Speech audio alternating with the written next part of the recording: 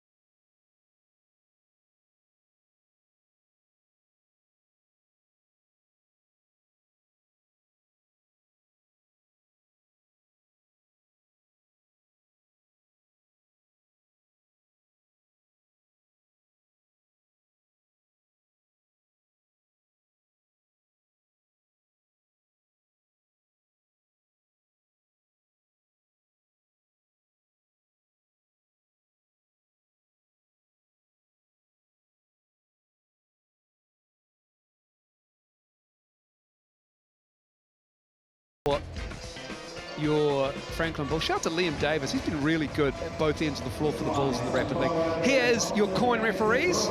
Sean Martin, Daniel Kuj and Sam McFadzean will be the referees.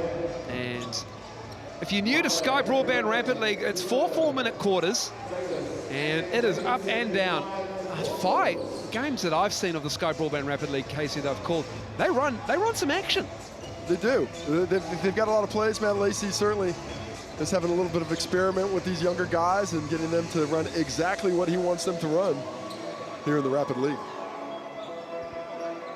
And you may say, well, you know, they should. They're a basketball team. That's what you do. You run plays. But Rapid League is very much like you're running at the Whai. And the coaches can't call a timeout and call the guys over and say, hey, let's get to doing this. It's all on the players in the court. Only one timeout per half. With that kind of speed, players tend to get sped up. Underway, and who wants it? Liam Davis has it. Tough, strong finish from Liam Davis, as advertised. Well, just aggressive early, pops out, and speaking of which, aggressive early. Harrison Coker Gray gets a little aggressive himself with a quick foul, but you can see the Bulls going to be pressuring up the court and testing the ball handling abilities of the Toronto Whai today. Jet Thompson, the former Bull, with the ball. Harrison Coker Gray had a Mount Albert Grammar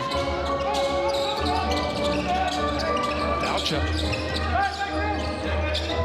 Tui Lewis loves to pull the trigger. Good rebound, Jet Thompson. And Jet Thompson will go to the line to shoot too at the Canvas Warehouse charity strike. When you talk about the action they run, immediately they go to the weak side, bring it back. Tui Lewis cuts through and then comes off the double screen, opening up the crashing of the offensive glass by Jaden Boucher. Jet Thompson, the one who ends up with a ball in his hands and a chance to tie this one up because of the excellent execution on that first play. Harry Coker Gray has been subbed out. Brady Perry in the game. Well, that's a quick couple of mistakes there. Was that a second foul already?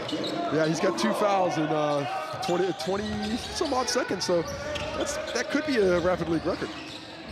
Isaac Davidson with the ball had a game winner in overtime in the Sky Broadband Rapid League game on Wednesday night as Drew Leo just on the arcade. This is the long 3, but Miley with the rebound goes through on Denham Brook.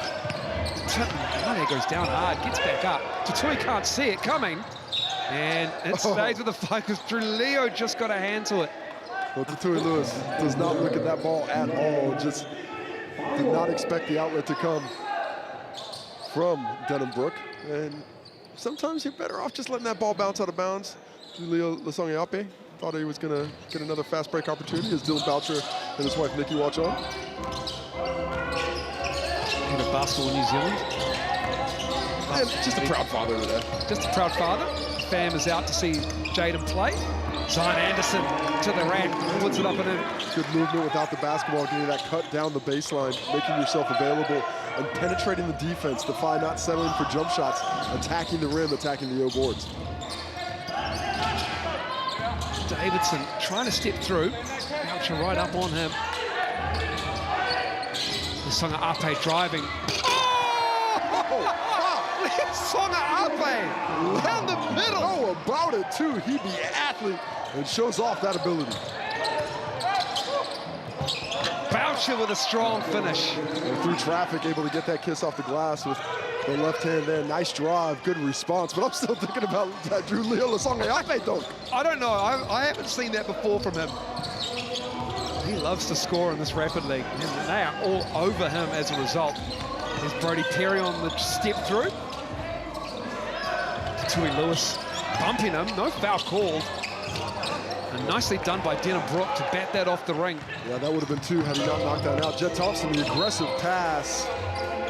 But it looks like Zion Anderson wasn't quite ready for that one. Let's take a look at this replay. Get up and get in. Oh my goodness. Zion Anderson gets sent to the promised land on that one.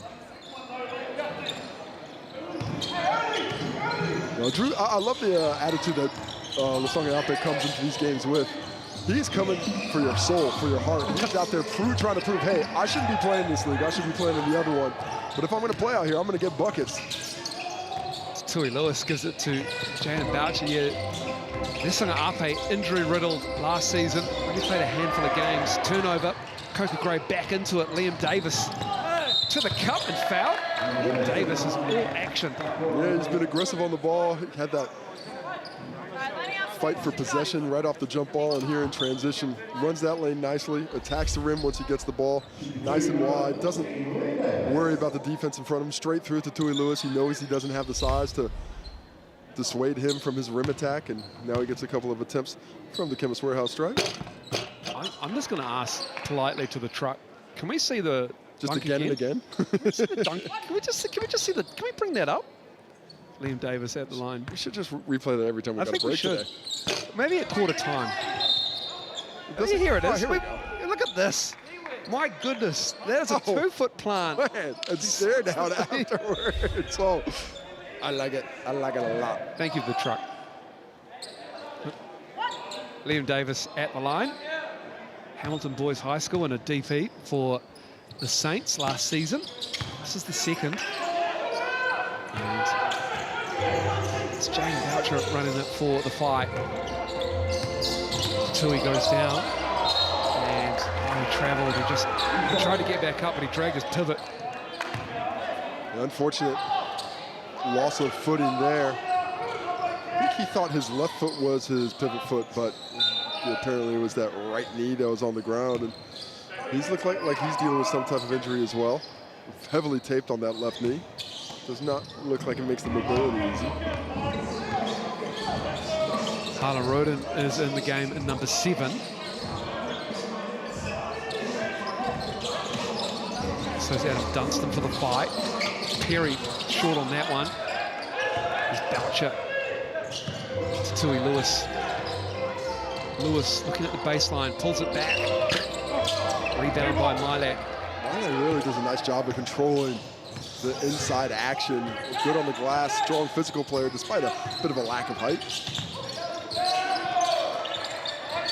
Milak going to Adam Dunstan. Yeah, just traveled a little bit before that dribble.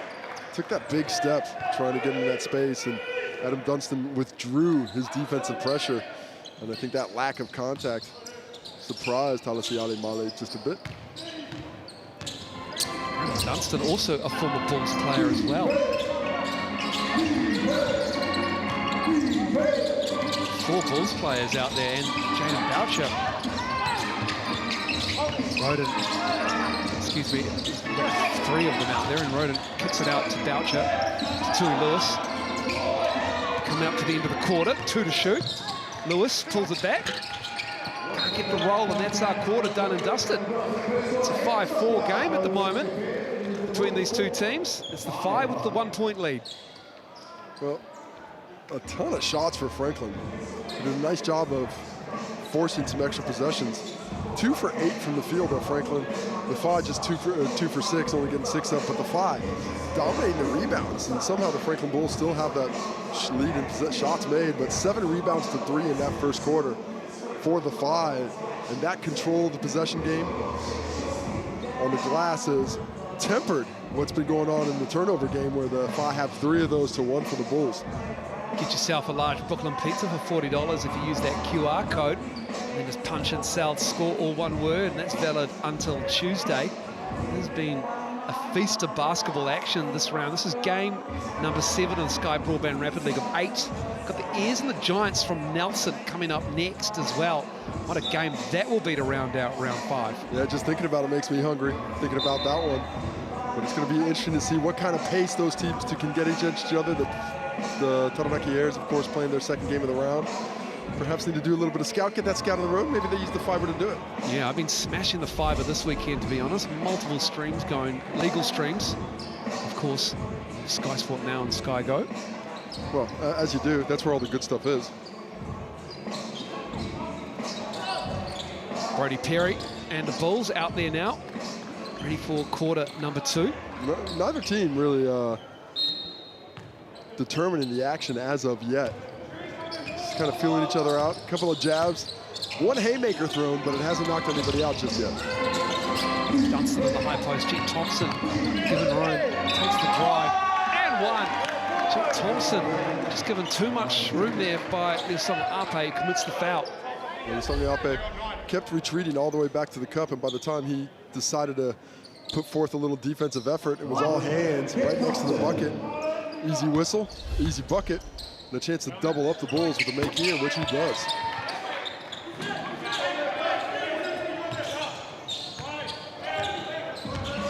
Jet Thompson spent time in Australia last year playing in NBL 1. And Leosong Ape, his business up high at the moment. In the corner, it's Perry, there's Davis, swiped away. Nice steal by Rudin. And that's stolen by Milak. He just has a nose for the ball as Rudin comes in and fouls him on the way back. The Bulls need to get into their action a little bit more quickly. Too slow at the point of attack. Jet Thompson doing a nice job of that last possession of forcing Leosong Ape back away from where he wants to. Need to get that initiation catch right after you get across half court and start getting the Whai to move around defensively, because right now it's just taking a bit too much time. Bulls have to inbound this into the front court. I'd argue the Bulls with the best Rapid League uniform. You like that? Yeah, I like the electricity, I guess, the bolts. I kept on thinking it was barbed wire, but I was incorrect. No, what is it? I don't know, but it doesn't look like barbed wire anymore. This is good stuff from us. It doesn't look like barbed wire.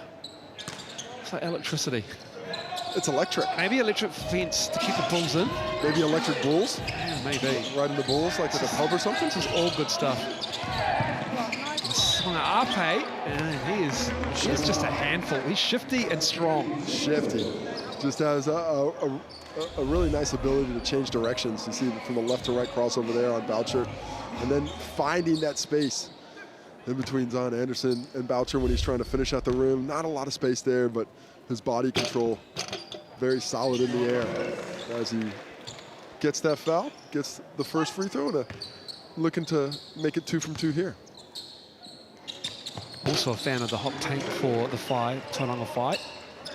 Much bigger fan of the pink unis. I gotta say, I like these better than the regular game uniforms for the Whai.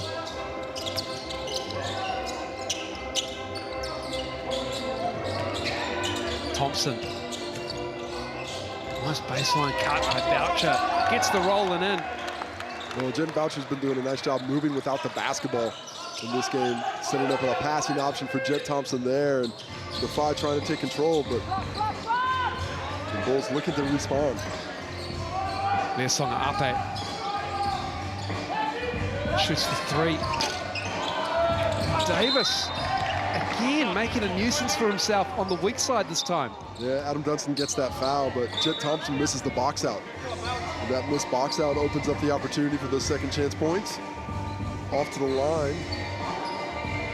Here's Davis trying to get a bucket here. Liam Davis, whose activity has been very solid. Haven't run any plays for him, but he's just been able to find a knack to get that ball in his hands at times to try and find buckets.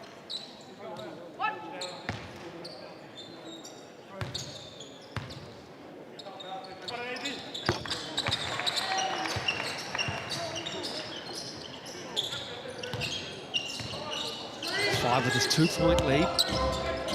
Davis now with 4. Boucher, too strong off the glass. Good rebounds. Still fighting for it, Anderson. Oh, that was definitely a carry. Jets away with him there. Brody Perry sees the lane. And Dunstan is going to be called for the foul. Well, the double dribble available to Isaac Davidson there. Not as bad as Rudy Gobert's travel yesterday. The 7-step travel. Well, his steps are bigger. You're just used to him going more distance. He literally was walking from half court. But really, the refs just understand that the Suns just want to go home. So Yeah. Brody Perry. Is he still the best mullet in the league, or Dan Greta up there? Liam Judd? Where are we at on the best mullet in the league right now, Mose? Oh, look, I feel as though Liam Judd hasn't progressed. He's maintained it. Yes. I think Brody Perry has added the blonde streaks, let alone, I think he's just grown it out, to be honest. He's going to keep going. And then Dan Greta, all alone is Zion Anderson. Nice find.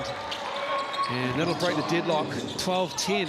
And then Dan Greta, just that magnificent Roman nose and that mullet is as formidable as his game as he makes his way back from multiple injuries for the Giants. Coker Gray pulling the trigger. Lewis with the rebound. Jet Thompson. In traffic for that one as well by Tatua Lewis. Anderson stepping through, and again another bucket for the Tauranga fight. Interesting footwork there by Zion Anderson. Looked like he was going to take off, and almost a half step to get that bucket in the end. Coker Gray has it partially blocked. Thompson coming up on a minute to go on the half. Finally starting to see a bit of pace from the Phi up in transition. Lewis gets the roll. Good work on the glass by Tatua Lewis, and gets the putback to go in. Tatua Lewis familiar with the gym with a roll like that. Nesanga Ape too strong on the dribble, turns it over. Jet Thompson with a nice finish on the right hand. Well, you don't see often the right-hand finish on that side with the defender there, but the quick shot by Jet Thompson gets him the bucket in that instance. Phi being aggressive, another turnover. This is the third in a row. Zion Anderson, another Phi on a run here, and they're just blowing it out. 10 points is the lead, and it's a big effort to try and get 10 back in Rapid League. Well, these live ball turnovers have just killed the Bulls in the last 40 seconds or so. Just the lack of ability to get back in transition is really giving the Phi a lot of confidence. Decline the player timeout that they're allowed one per half. Perry for 3. Denham Brook up ahead to Thompson, and that's the first half of this game. A tremendous finish to the half by the Tauranga Phi.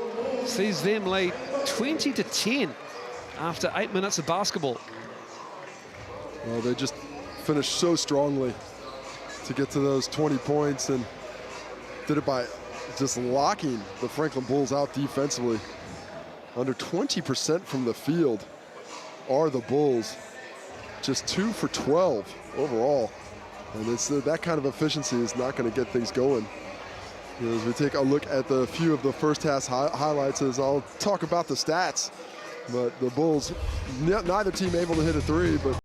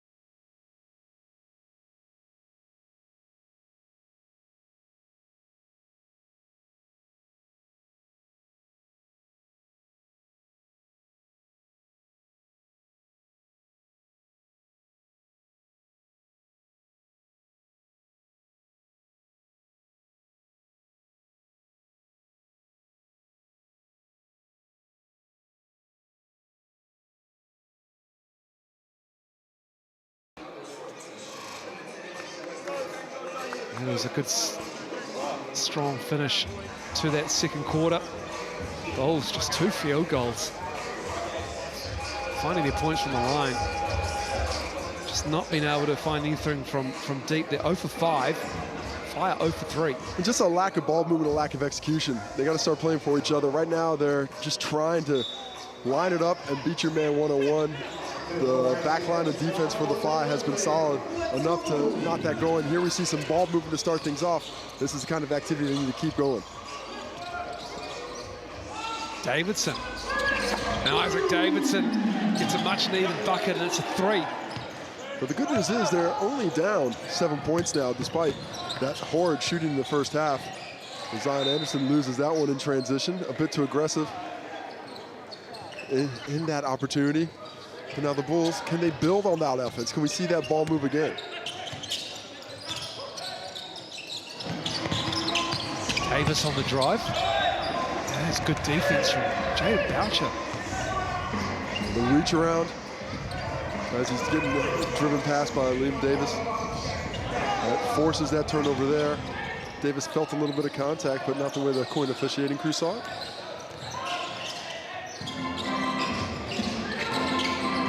Boucher.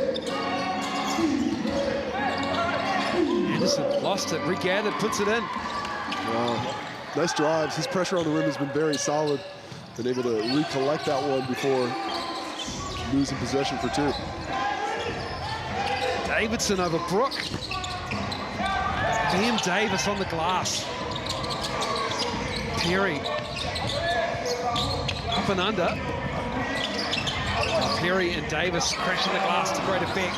Much better from the Bulls to start the third quarter here. Much better energy, exactly, Moles. Getting on the offensive glass, the ball's moving around. They're shifting the defense as well. They just need to find that same energy on the defensive side as well. You know, Songa Ape got a hand to it. Stays with the fight. Well, good aggressiveness in the passing lanes. You see how much harder it is for the Whai to find that same level of ball movement they had in the first half. Songa Ape is going to pick it up and pressure Tatui Lewis here as well.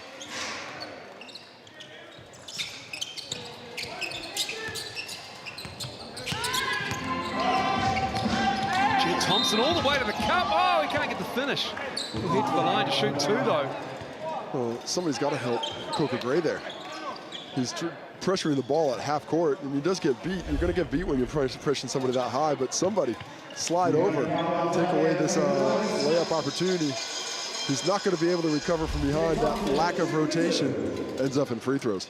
And Liam Davis caught on a bit of an island there. But even if he doesn't help from that side, it's the weak side's responsibility to be at that rim. You can't be too connected to shooters. Got to be worried about the ball first. It's Jed Thompson missing the first. This is the second. And that will stay with the fight. Miley comes into the game. Coca Gray takes a seat.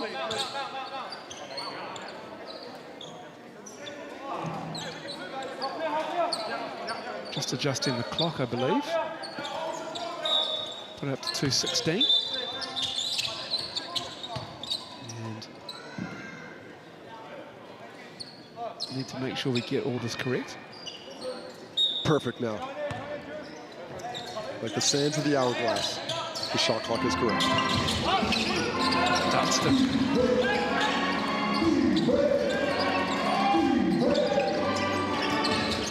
Lewis. 4 to shoot, deep 3. Bulls ball. You see Drew Songa Ape learned his lesson. Not going to reach out for that one that's going out of bounds. We'll just let it go, and then we'll take possession.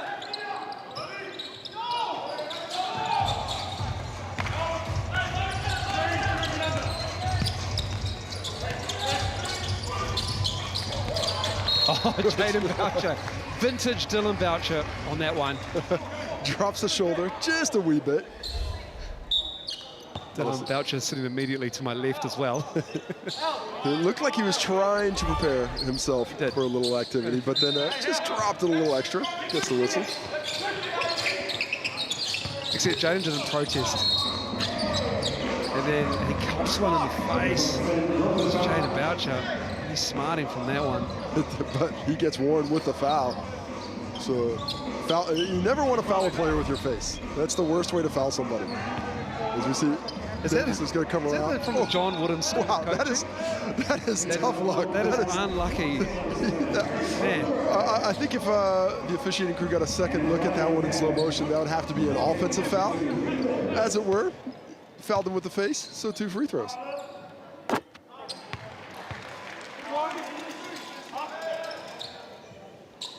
Liam Davis good on the first.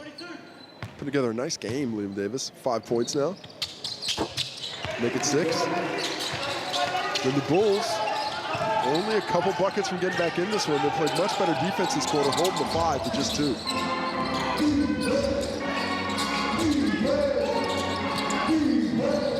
Gray looking for the cutting Lewis.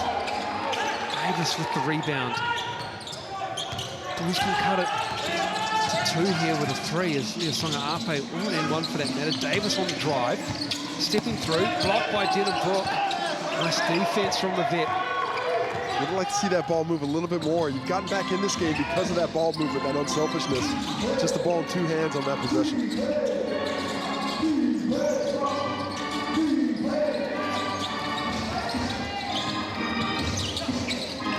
Boucher on the baseline.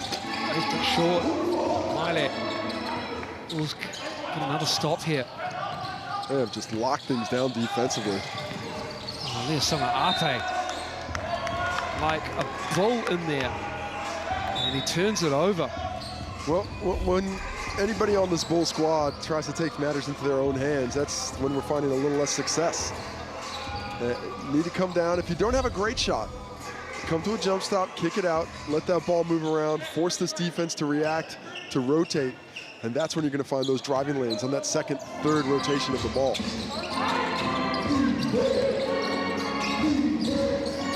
Thompson.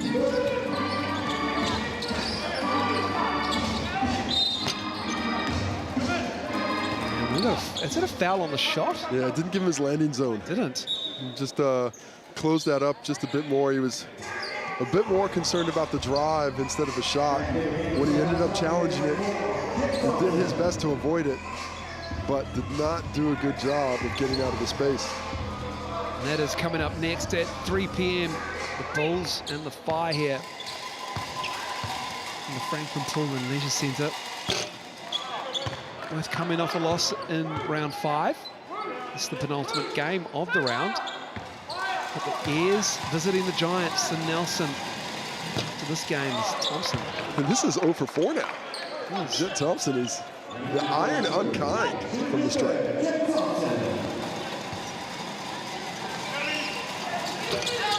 Sorry, 2 for 6. He's missed 4 free throws. He's missed his first 2 and has missed his last 5. I think, yeah, he's missed his last 5. Coker great in transition. Anderson with the game and with the rebounds. 20 seconds to go in this third quarter. Boucher driving. The defense, Davis again in the mix. There's Songa Ape. The right hand, that's a nice finish. Whai lead now cut to 3. And there's Songa Ape. A little bit casual from Zion Anderson there on the inbounds. And they'll get it back though, the total on the fight. Tui Lewis coming into the game. What a quarter defensively, outscoring the Whai so far, 9-2. The Bulls have to close this one down to keep this momentum going to the fourth quarter. Don't want any drop in activity or concentration here. Tui Lewis with a great catch, puts it up. Oh, he couldn't get the roll. And that'll do us for the third quarter. It is now only a 3-point lead, a much better quarter from the Franklin Bulls. Well, I like that play that the Whai ran out of that last time out. That back screen for Tui Lewis, just didn't catch that cleanly. A little awkward in the catch, and because of that, didn't have the opportunity to stretch this lead. But what a defensive quarter from the Bulls. They really locked down on that end of the court, found much better offense moving throughout it. And I think that commitment to unselfish play combined with that lift and intensity on the defensive end is what's gotten them back into this ball game. The Bulls now just shooting 26% at 5 for 19. Well, the 5 dipped slightly down to 50%. between these two teams, 1 for 12 from behind the arc. The Bulls, the only make from behind 3. Sky Broadband Fiber, $30 a month for the first 3 months. It's the starter offering as well. So Whai in the Bulls.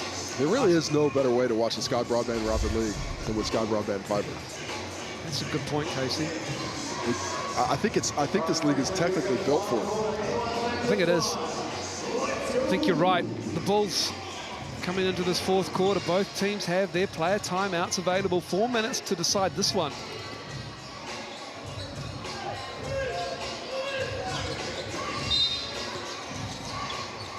Well, the Whai need to get that offense back on track. They did all that damage in the second quarter by pushing the pace, by forcing turnovers, getting in transition. That all went away in the third quarter as the Bulls rushed into more of a half-court game. Who's going to impose their will here in the fourth? Thompson to Boucher. Boucher's fouled. Jaden Boucher go to the line. Shoot 2. Well, Jaden Boucher does a nice job of sealing the weak side. Liam Davis behind him locks him off on that backside. Liam Davis just gets a little bit tied up with him as that shot goes up. And now he will head to the free throw line to try and change this activity for the Whai, who are now 3 for 9, all the way up to 3 for 9.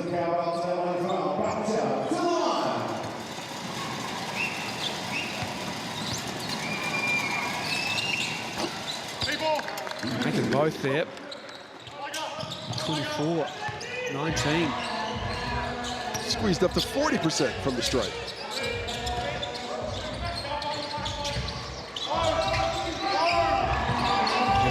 Ape with time. Zion Anderson with the board. Rebound number 4 for Zion Anderson, and that's just a sloppy turnover, unfortunately, for the Whai. Well, just took his eye off the ball momentarily and goes straight through it. Zion Anderson probably picking that ball up a little bit early, just on the other side of half court. But you want to get some more depth of penetration before you try and initiate that offense. 3rd rebound for Zion.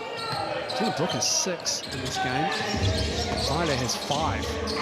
Celia Ape with the left hand. So good at splitting that double team. Can get through like sunlight. Just takes a crack. He's in there.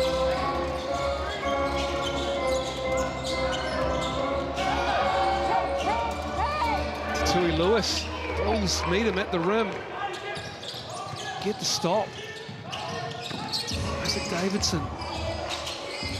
Liam Davis for 3. Thompson collects it for the Whai. Nice fast break opportunity. Liam Davis unable to connect, and with a 3-point lead, the Whai look to execute in the half court now. Just bobbled by Anderson, puts the ball on the floor to Tui Lewis for 3. Coker Gray, he's got the ball. Songa Ape and the Bulls here can tie it with a 3. Not that they need a 3. Still plenty of time in this game left. Just need to execute. Miley up high, looking for the handoff. Turns on Dunstan. Gets separation, and that's good from Alasiale Male. Love the way he drops that shoulder there. I think he's tweaked an ankle too. Doesn't look 100%. Boucher knocking down that 3. Wide open. Under pressure. Great response from Jaden Boucher. The lead was cut to 1. And he nails the triple to go up 4. Coker Gray. He answers with a 3. Suddenly the offensive have been ignited. Coker Gray just lines that one up, turned down the same shot just a play ago. But this time around has much more confidence in it. And keeps that lead at the slimmest of margins. Will we have overtime again for the Bulls? They had it on Wednesday night against the Tuatara. Isaac Davidson, the hero in that game.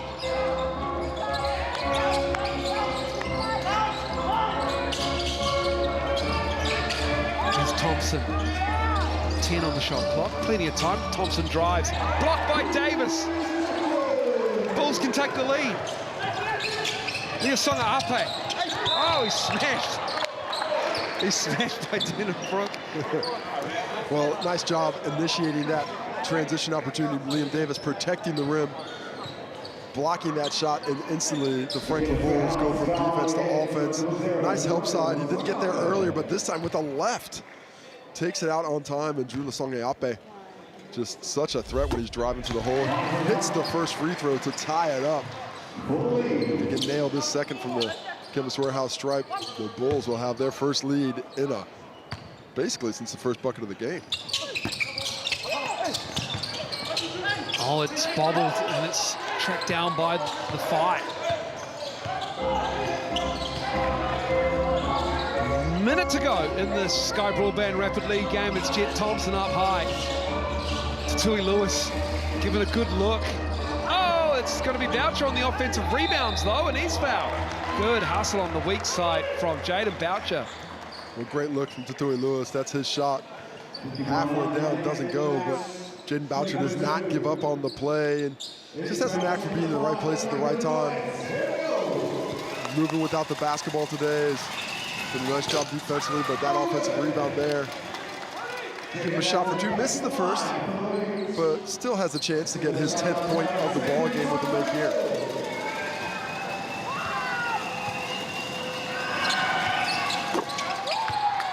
Breaks the deadlock.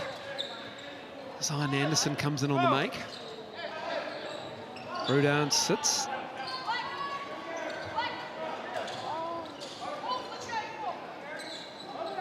Someone needs to get the ball in bounds. That always helps. Someone needs to trigger the play. Someone needs to restart the game. Coca great. Lasonge-Ape has the ball. Player timeouts available.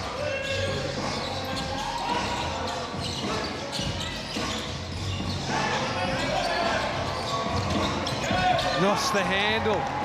Comes to Tui Lewis. Tui Lewis can't get the finish, did everything right. Oh, and then Alessiale Male with an unfortunate turnover. He saw Lasonge-Ape and then just saw a flash of pink, maybe trying to shut that passing lane down. Well, as we saw the execution lift for the first half of the fourth quarter. And then this last couple of plays, it's just dropped here on this drive by Lasonge-Ape. Just not enough space. Everybody's flat out. He couldn't get that drive, 1 and 4. Brook on the drive with the and one.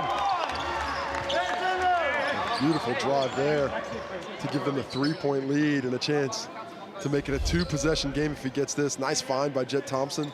It looked like a swipe and a miss. But enough contact to get the whistle. Denham Brook does well. Tough angle to bring that back to his right hand to kiss it off the glass. And it looked like everybody forgot there was just one free throw there. And this is the player timeout with 22.3 to go. Yeah. It'll go to half court, but it shortens the shot clock.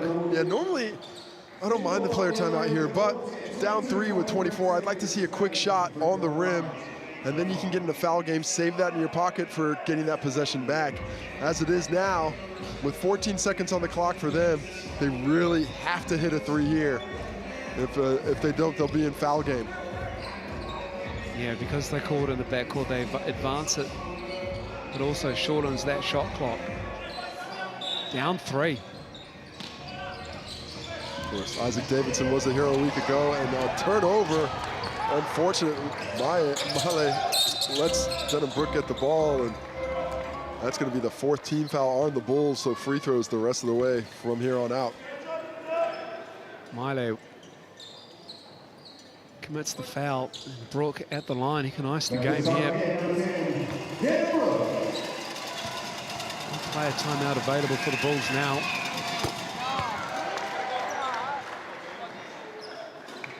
Traveling 5 fans very excited.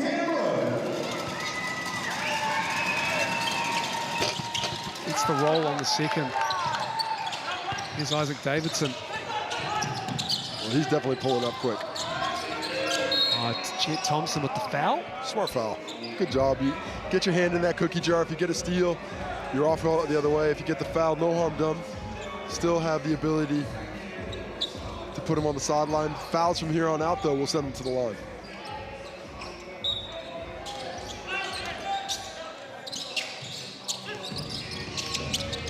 Davidson spinning. Tucker Gray for three. Burned a lot of clock, and there's the timeout called by Jet Thompson for the fight. Well, the game's all locked up, but every bucket counts, so all about the execution here.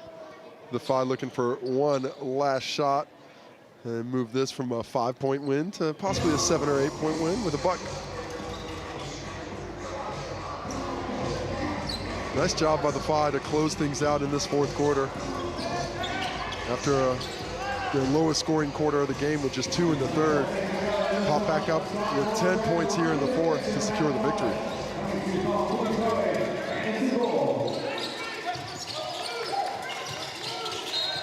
Tipped out, stays with the fight, moved down the court. Clock should have run off for about a half second there, but oh well.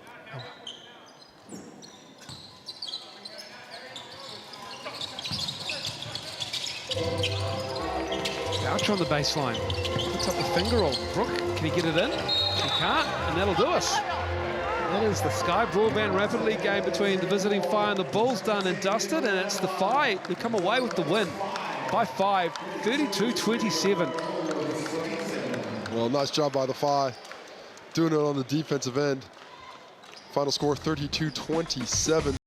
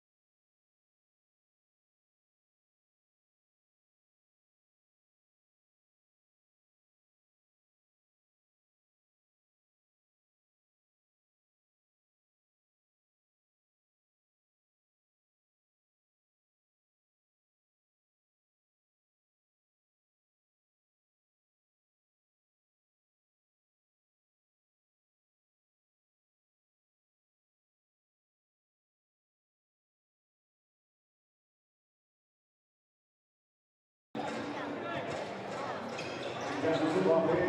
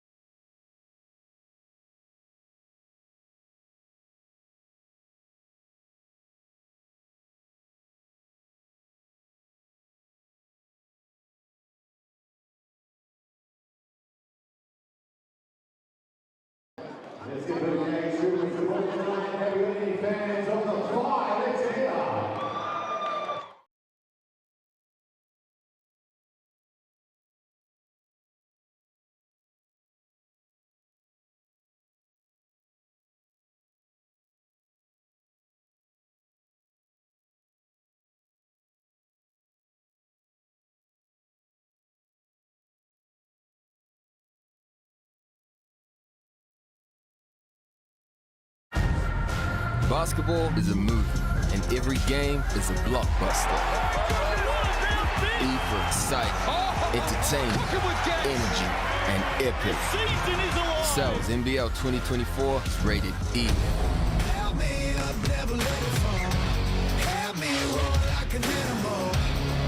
Back to the bone. Watch out, 'cause I'm in my zone. And I don't care what you think you got. Kia ora everybody and welcome along to the Franklin Pool and Leisure Centre. It is time for the Bulls to host the Tauranga Whai in the penultimate game of round 5. Andrew Mulligan, Casey Frank on hand for this one, and we're looking forward to this one, Casey. And this will how it will be for the voting when it comes down to the mix and pick poll. A lot of people backing the Bulls, both these teams coming off losses in round 5 earlier on. Well, with good reason. The Bulls undefeated coming into the round, a bit of a speed bump against the Auckland Tuatara, but the Whai have had a little bit more inconsistent brand of basketball. Their height's been great when they're shooting the basketball well and playing good defense. They just have not put those 40-minute performances together often enough. As you can see, you can vote as well with that QR code. You can decide who's going to win by what margin, and the favorite at the moment is the Bulls to win by 11 or more. The Whai, they lost to the Airs earlier on in this round. They lost 89-74. They started well. They led the first quarter 28-21, but then the Airs just imposed themselves through Sam Frolic. And you can see we started this round off on round 5 with a Tuatara against the Bulls, who also were held to 74 points. The Tuatara doing a job on the imports in that second half. And this is where we stand now. The Giants and the Airs will actually come after this game, and the game that precedes this is this one, the Bulls and the Whai on the Franklin Pool and Leisure Centre. And this is how it looks for the Sky Broadband Rapid League, and it is Bulls and the Whai, but it's the Whai that actually got up and drew that, so it's now 3-all. And the Sal's NBL ladder, you can see the Bulls there. Maybe with a good win, they can go up to the first spot. Maybe it might have to actually be a really, really big one. So maybe score about 200 points, but maybe. Yeah, so maybe they'll just stay in second spot with the win. The Whai are looking to climb up that ladder to get into playoff contention. And for the Whai, it'll come down to their import trio and how they can operate within the offensive system set by Matt Lacey. Vance Jackson Jr., he scores over 18 points a game. The other two, DeMarcus Holland and Phil Carr. Jaden Bazant is back from concussion, and Cruz Pero Hunt. It's been a nice season so far for the Tauranga Whai. Well, he got off to such a great start in game 1 against the Hawks, where he really shot the ball well. Since then, defense has shifted their attention to him. The points per game have come down, but the field goal percentage is still solid, considering the attention he has and what's on his shoulders. But for the Whai to fire today, I think a lot of it's going to have to come from behind his performance and what he's able to do. And I spoke with him earlier, had a chance to catch up with him and think what her thoughts are on today's games. Well, Cruz, coming into today's game, the Whai have been a bit up and down as the season goes. To get a victory today, what are the keys for the Whai to work on to come out victorious? Yeah, I think putting together a 4-quarter game, 40 minutes is going to be super important, especially with this team. Keeping the pace, and especially on defense, trying to string some stops together, especially in the 4th quarter, so yeah. Speaking of stringing stops together, coming up against Luther Muhammad today, who's right now the leading scorer in the competition, 7th in assists. How do you slow a guy down like that, who's got the ability to facilitate the ability to score as well, and still work on your own game at the same time? Yeah, I think he draws a lot of gravity when he plays. I think, we live with certain shots, but also, we want him to take certain shots as well. And, our defensive schemes are a lot based on him and what he does in terms of that, but again, they have a lot of talent throughout the bench, and so we're prepared for everything. And I think we have the weapons to stop them tonight, and I think it'll be a good game. Yeah. Cruz Pero Hunt, he'll have his hands full with the backcourt of the Franklin Bulls, and that is spearheaded by Luther Muhammad. He is, as advertised, shooting just under 50% from the floor, 55% from three-point line, and 94% from the foul line. He's in the backcourt with Josh Scott, Ethan Rusbatch, always deadly from downtown. Jamal Brantley is just so physical, and Sam Timmons in the middle will be an absolute handful at 6'11" for the Franklin Bulls. But Luther Muhammad, Casey Frank, what do you like about his game? All of it? All of it. I love the fact that he's a mid-range killer. He doesn't depend on getting to the cup or always shooting threes. He can beat you in those in-between spaces. And the fact that he's a good facilitator. You love to see a guard who can score the basketball, but understands with the time and place when he needs to get the teammates involved as well. Well, it'll be interesting to see how Luther Muhammad operates against this FIBA defense. He had a tough time of it against the Tuatara, who showed that he can be stopped, that he is human. Luther Muhammad is looking forward to this one. He's caught up with Casey earlier on this afternoon. Well, Luther, coming into this game, you're leading the league in scoring, 7th in assists, and for yourself as an import, what's the balance like between being a scorer but looking for teammates who you want to facilitate for because they're quite talented offensively as well? It's really game by game. Every game is different. Every team is going to guard you different, so it's really like some nights it might be a passing night for me, whereas though I get more assists. Some nights I might need to score more, so it's really just going off the feel of the game and how they defended me. Coming in against the Whai tonight, a team that's been a bit up and down across the season, but certainly a team that can get hot from behind the three-point arc. What are the watch-outs for the Bulls that you want to contain to go away with the victory today? This is a great league, so every team is not to be taken lightly. Records don't matter. Any team can be any team, to be honest. So it's really just not taking your components lightly and just really keying in on the key players that affect the game the most. Well, here's how it looks head-to-head between the Bulls and the Whai.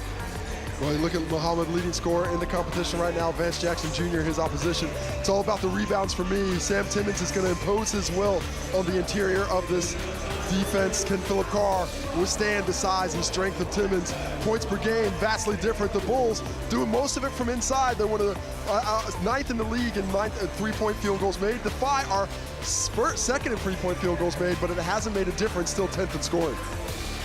The Whai, they had a real problem shooting the ball in the loss to the Airs. They only shot 40%, and they were just 9 of 30 from downtown. Gave up 46 points in the paint. And that might be a real problem against this Bulls team that does their damage.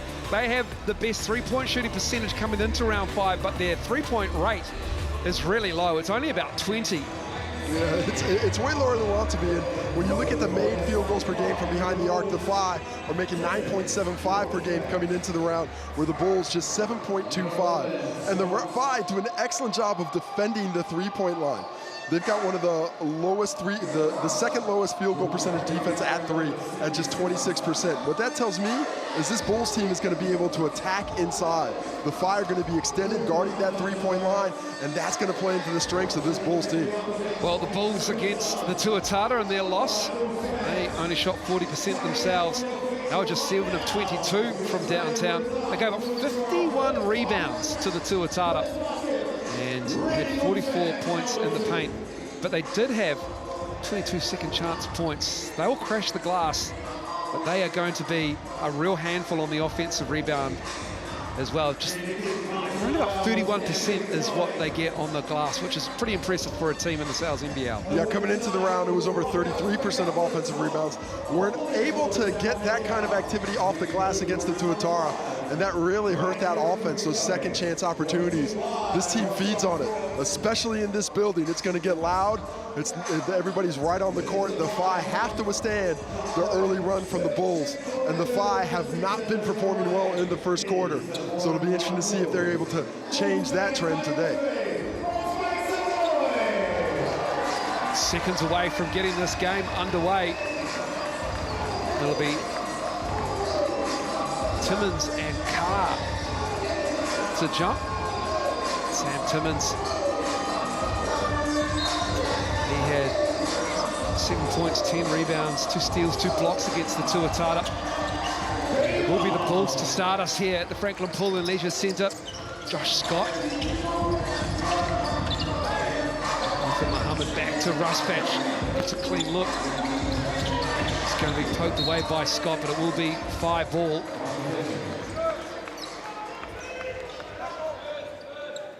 I want to see how the FIBA start this game offensively. Where are they going to look for their offense? Are they going to continue to settle for that three-point shot, or are they going to try and attack the Bulls at their strength, which is defending the rim? Cruz Pero Hunt. Zant. Kiwi perimeter. With Phil Carr, DeMarcus Holland, and Vance Jackson Jr. And it's Sam Timmons with the rebound. Great challenge by Rusbatch there. Really closed that space and made that a difficult look. Brantley with the pass inside to Timmons. And Timmons, that'll be all day for Sam Timmons if they can find that pass like Brantley did. They got away with dribbling the basketball there. Probably should have just gone straight up with it, but in the end, it didn't matter. Nice find by Brantley, the high-low to perfection.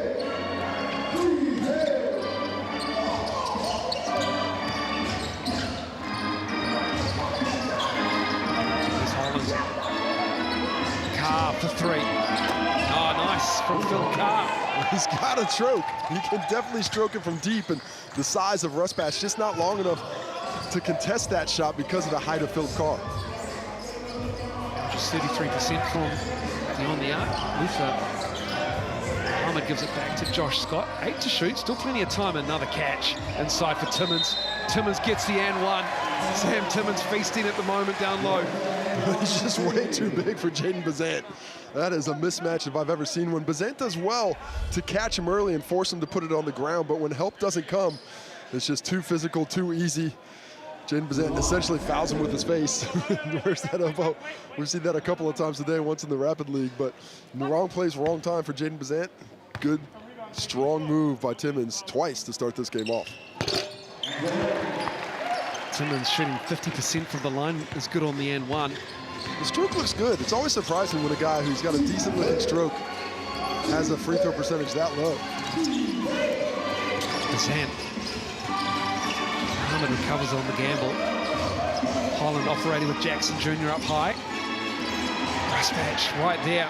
Steal, Muhammad. And the layup is nice. The Bulls racing out to a 7-3 lead. Easy as you like. Knows exactly what he's doing. Nice kick ahead by Brantley. After the nice defense by Rusbatch forced a turnover. Carr on the drive, off the glass and in. Phil Carr getting it done for the third on the fight. Well, he's looking aggressive early, and he's a guy who can fill it up. He had 24 in the opening game of the season. When he's shooting the ball well, that's when everything clicks for him.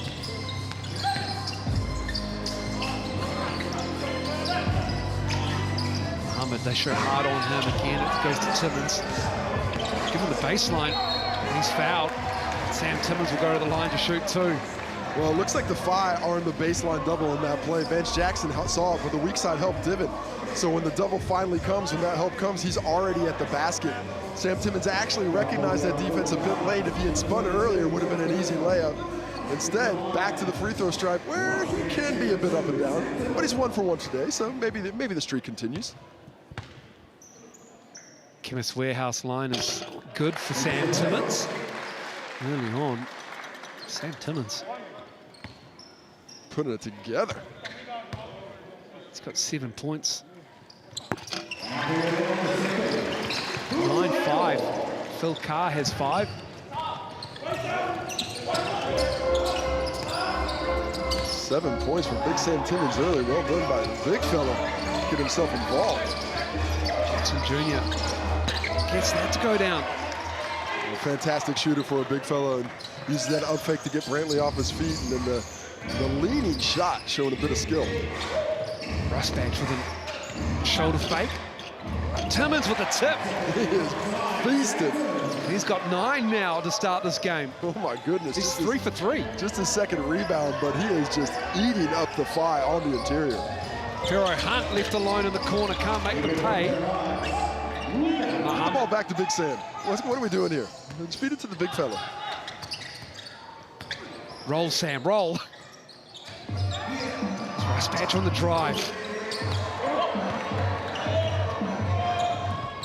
Jackson Jackson Jr. handling the ball to Present.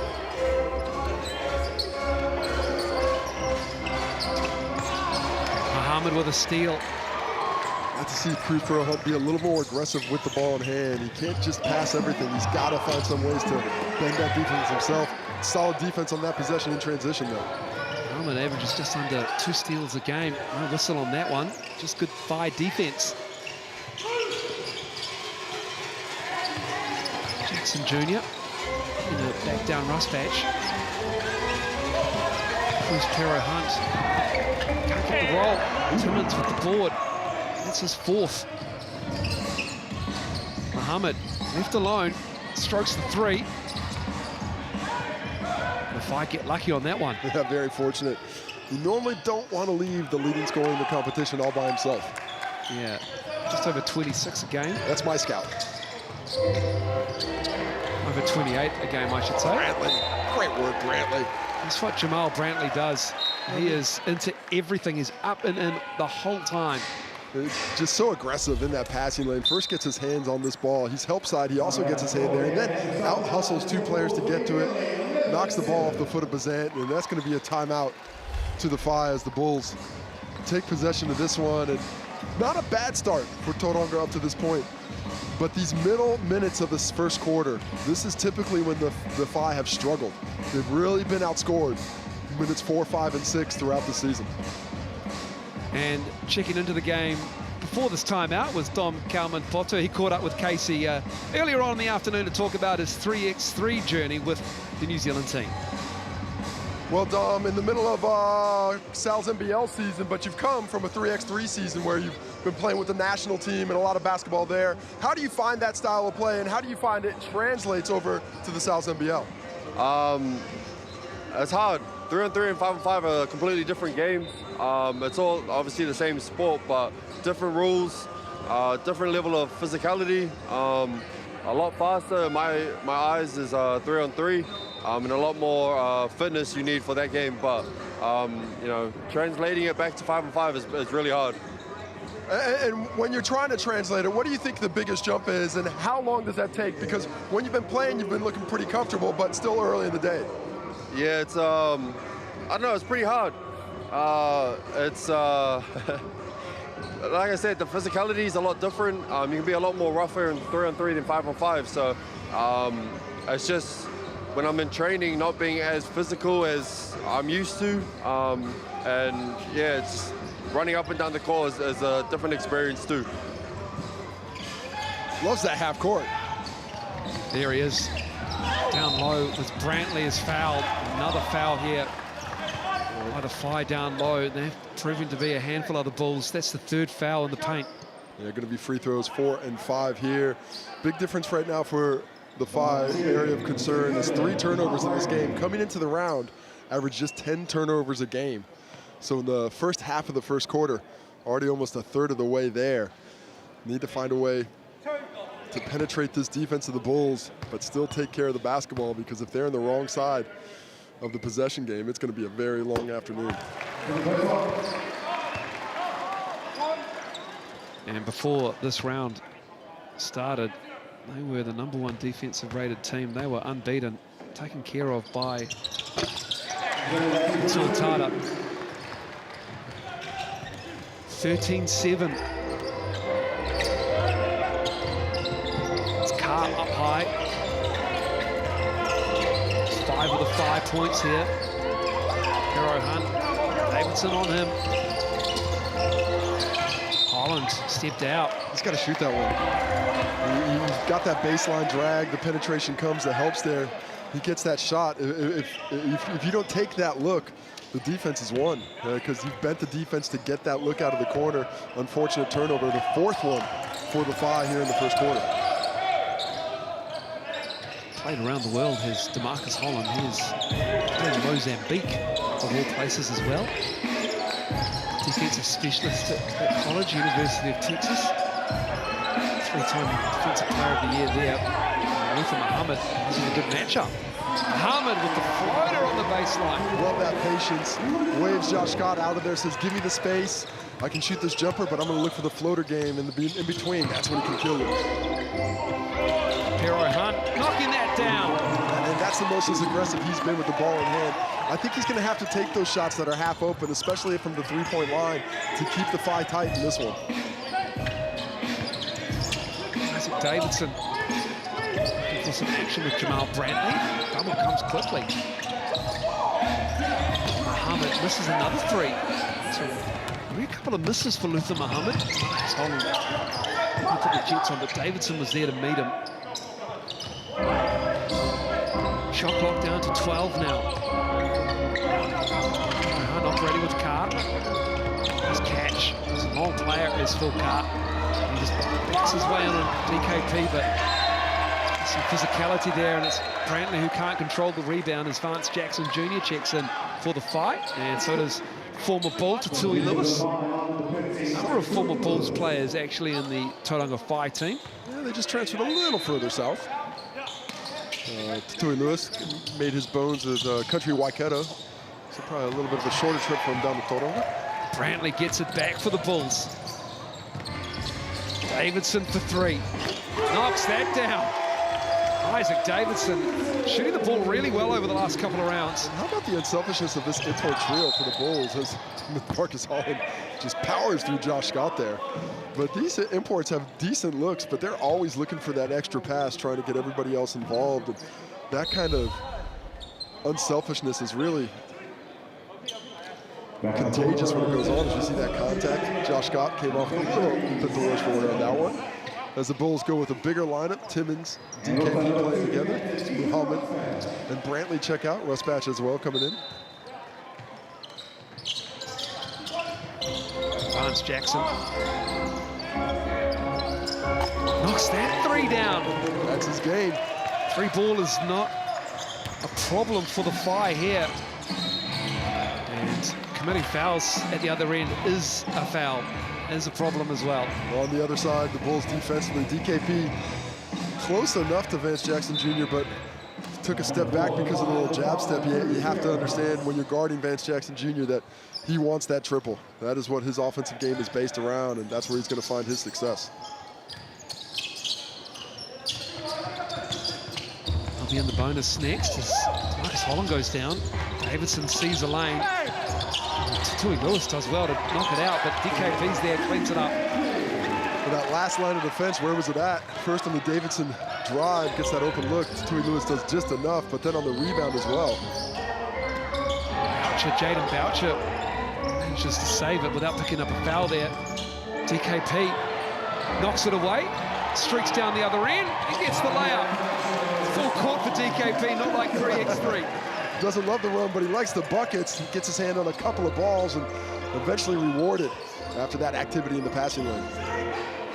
Lead is 9 for the Bulls. Pero Hunt going at DKP, who gets the block and tells him about it as well.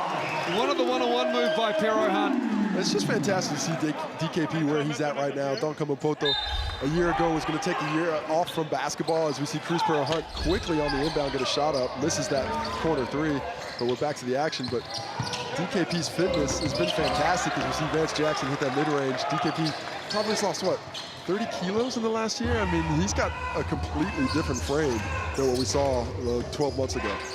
Yeah, he answered the call last year and then ended up getting a run with the Breakers as well in the Australian NBL. It really reignited the fire for Kalman Poto. As Davidson has it stripped away. Vance Jackson now, he's got the ball. He's 3 of 3, 7 points. As Josh Scott gets his hands on it, but it's straight to Tatui Lewis and Pero Hunt for 3. Russ Batch. Did it come off? Tatui Lewis is so active here in this last couple of minutes. He's the one who forced that one off the hand of Russ Batch there. And then a couple of times defensively poking it out of Isaac Davidson's hands because he's a little lackadaisical with the ball around him.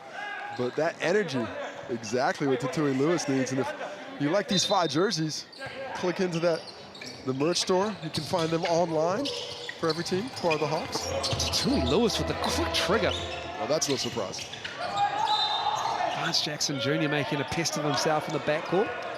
This is a much better performance, even though they're down 7 the fight. Their offense looks a lot more fluid. Shooting a high percentage right now. 46% from the field. That last miss dipped it below 50. But a lot more patience, a lot more togetherness on the offensive end. Inside to Timmins, this instant double. Pero Hunt, he felt like he got all ball there. Sam Timmins will go back to the line to shoot two. Sam Timmins thinking a little bit too much on these catches. Vance Jackson staying on that high side. They expect that double to come immediately.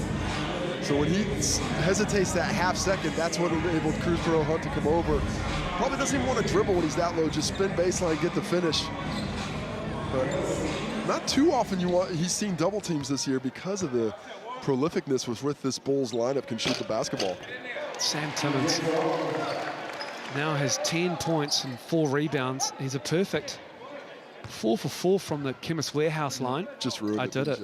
Just ruined it. No, I didn't. Oh, still going. This is a career day from the stripe for Big Sammy T. And even points. Yeah. Jackson Jr. with Lewis.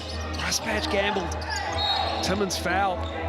Just the second team foul for the Bulls with 53 to go in this first quarter.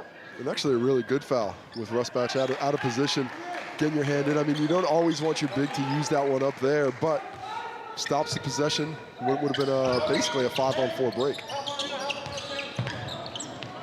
Jackson Jr. falling away. Timmins grabs another board. That's rebound number 5 for him. Luther Muhammad crossing half court. Carr with the pickup. TKP feeling it. Knocking that down. Dom Kalman Poto for 3. Inside, outside. I mean, every team player on this squad is capable of hitting that 3. DKP shows it's the bigs as well. Carr looking for some action on back side of the floor. None forthcoming. It reverses back to Pero Hunt. Let it go, and it nothing but air here. Really good activity defensively there by DKP. First pushing Vance Jackson up too high on the screen to make it really effective.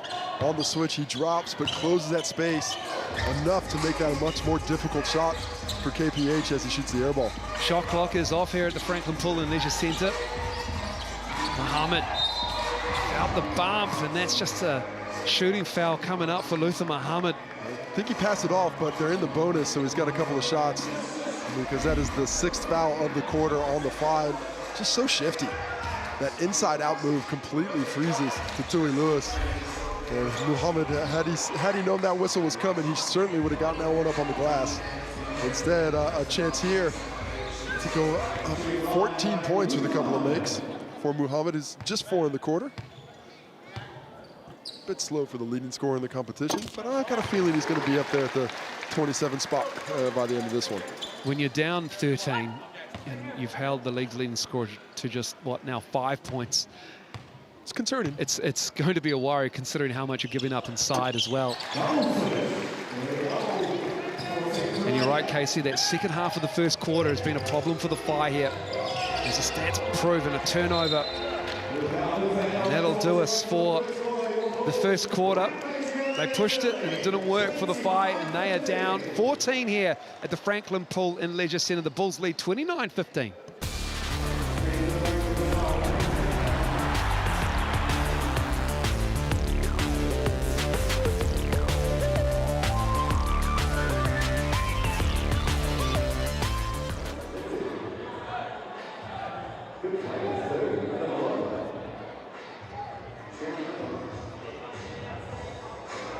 Zip spacing, anything defensively? Guys, whenever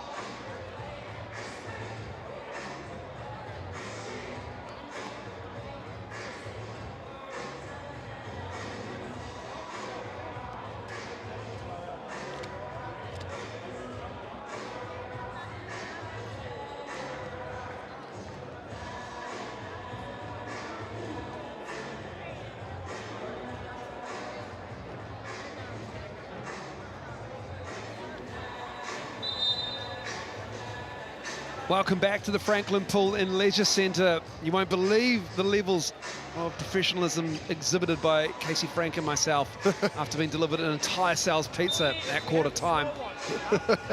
We denied it because we got a job to It's do. actually sitting down to my left. Oh, good. We'll have it after. The Bouchers courtside enjoying watching their son. No, they got their own pizza. Oh, okay, okay.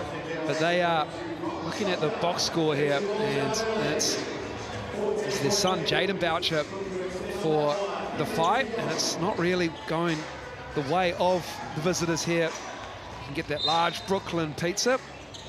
$40, use that QR code. And Matt Lacey will join us now on the headset. And Matt, what did you talk about on that quarter time break? Thanks for joining with us. Yeah, I think offensively we're just not doing a great job right now of shifting it and making them guard multiple sides of the floor, and too much one-on-one, so we got to get the ball moving. Sam Timmons has been very active. You've got that baseline double coming just a little bit late. What's the adjustment? Are you going to stick with that, try and force him out a little further, or find some other activity to slow him down? Yeah, we just got to do a better job. I thought that overall we did a decent job against Froling on Friday night, but we're just a little bit late and out of sorts so far this afternoon as they score another bucket. Appreciate your time, Matt. Thank you for that. Hey, don't take our job. Start commentating on the buckets going in. It's Lacey.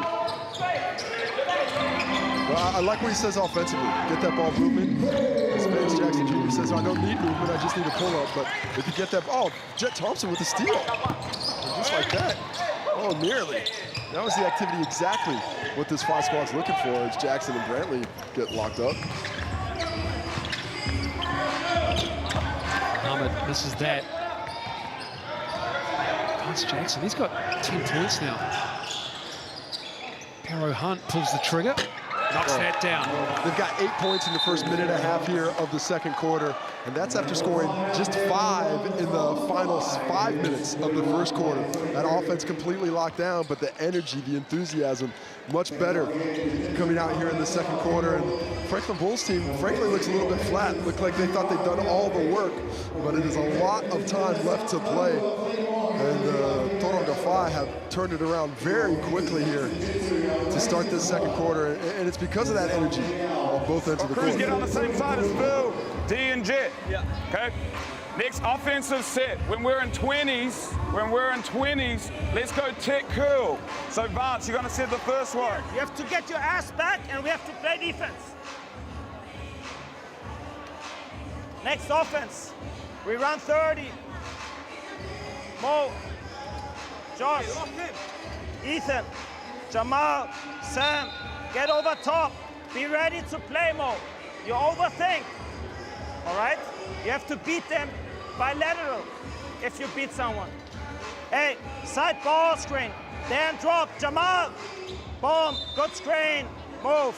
If the ball comes back, all right? Here we go. Move. Welcome back to the main game here, because Sebastian Gleim has seen 2 different games going on. He saw the first quarter, and then the second quarter, like you said, Casey, flat there. The German not happy with the effort coming out of quarter time break. And this pressure from the Whai, a nice change to get them a little bit more active defensively and keep the Bulls from getting so comfortable in the half court, just throwing that ball down to the big fella. A little bit of zone now as well. Here's Brantley. Doesn't shoot often. Nice match, crashing the glass on Timmons. Arguably the easiest rebound he'll get all game. Well, you got to buy Ethan a drink after this one for hooking you up on that. The easy finish after Russ Batch, who's crashed the glass well here in the first half. Sebastian Gleim, great story. Just product of German basketball coaching system, called into the coaching setup for the world champs. They are the world champs. Germany is to Marcus Holland. Knocks down the 3 as the clock expired. Nothing better than pressure to get that ball up to make that shot look good. He struggled at times shooting the ball, but had great elevation there with the shot clock going down to hit a big 3. And the triple's flying. The Whai now 6 for 11 from behind the arc. A lot of movement going on. Muhammad gives it to Scott. Scott along too, a foot on the line. Brantley's in there fighting for it. Jet Thompson has it. He's been excellent off the bench, the former Bulls player. Jet Thompson. He wants a foul called on that one. So does Matt Lacey. Yeah, personally, I think that was a charge. I thought he dropped his shoulder and displaced Ethan Rusbatch, but Rusbatch did get a hand in afterwards, so whistle could have easily gone either way. Muhammad off the glass and in, leaning in, puts the lead back up to 7. Todon got a lot more energy on both ends of the court. Luther Muhammad looking like he's locked in a little bit more now.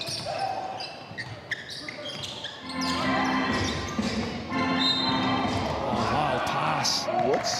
Is that a foul on Brantley? Unfortunate. Might have been a grab there. Jamal Brantley, that'll be his second foul.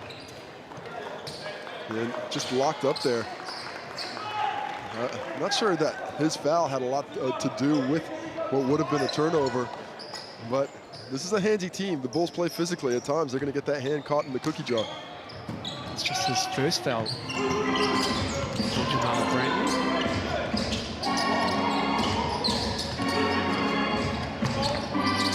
He usually makes them count as well. Bazant along too.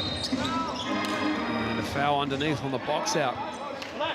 Well, things are really starting to go the way of the Phi. Rusbatch here, his activity underneath. Nice job by Vance Jackson, not giving up on the play, continuing to go with it.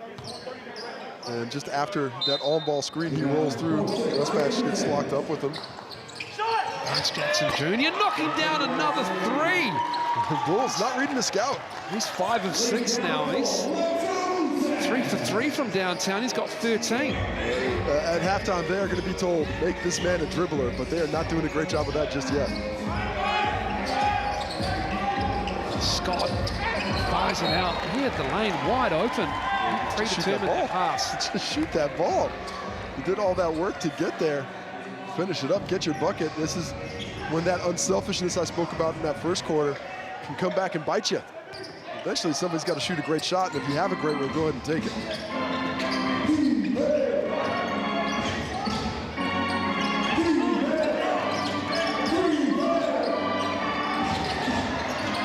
Force to Jackson Jr. Making your own luck. Oh my, that's got to be a foul. He got tripped. They missed that one, unfortunately. Great hustle by Luther Muhammad. And Vance Jackson Jr. is coming over to say, yeah, that should have been a foul. Take another look at it and just completely trips him. I mean, sometimes trips like that can be unsportsmanlike fouls. But that whistle missed.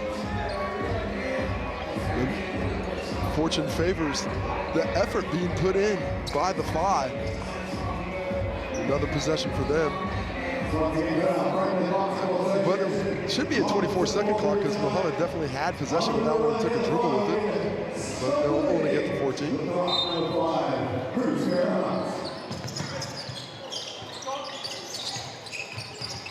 His car with Timmons on him. Goes for 3. Muhammad with the rebound.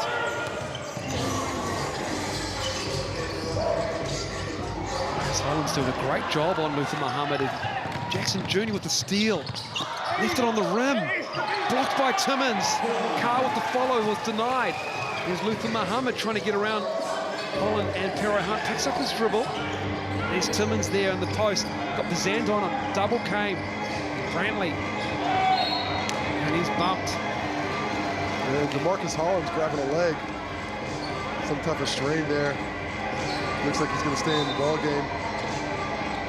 Bulls much slower to react to the defensive breakdowns of the Phi here in the second half. Tui Lewis is going to come into the game for DeMarcus Holland. Muhammad is going to sit on with Brantley. So Davidson and Don Carmen Poto will come into the game for the Bulls, and Boucher will check in for Phil Carr. Much smaller lineup here for the Phi. Opportunity for the Bulls to get on the offensive glass as Sam Timmons kicks that out of bounds. Josh Scott, he just has not looked like he wants to shoot the ball at all at the moment. He is just 0 for 1 from the floor. He's 3 assists. Well, sometimes coming in as an import this late in the season for a team that's playing well, you don't really want to mess up the flow, but certainly a guy I'd like to see be a little bit more aggressive offensively. He had 19 shots against the Tuatara. But not bad defense. Oh, the steal. Jackson Jr. to Pero Hunt. Off to the right. culture trying to get that, but it will go to the Bulls rather. And this pace has slowed down, a 16-6 advantage to the Phi halfway through this quarter.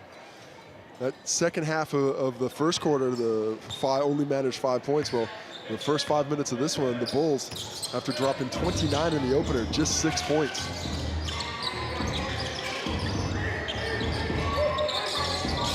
Side to Kalman Poto. Here it is, the Twin Towers. Timmins. That 3 seconds? No, foul on the shot. Timmins will go back to the line where he is a perfect 5 for 5 here. He hasn't missed from the floor either. He's 4 for 4. I actually thought Timmins was in there for a bit too long, but great steal.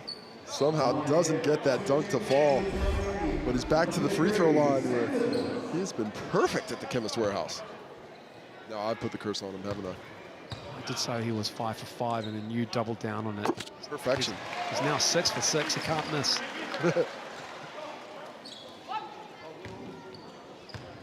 Well, you could definitely do worse if you were the Bulls than getting back to what got you here in the first place. And that was Sam Timmins underneath, beasting people. 15 points for Timmins now.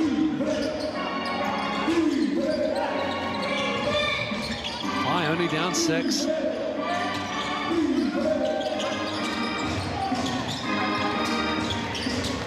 Zant, great defense from Ruspatch.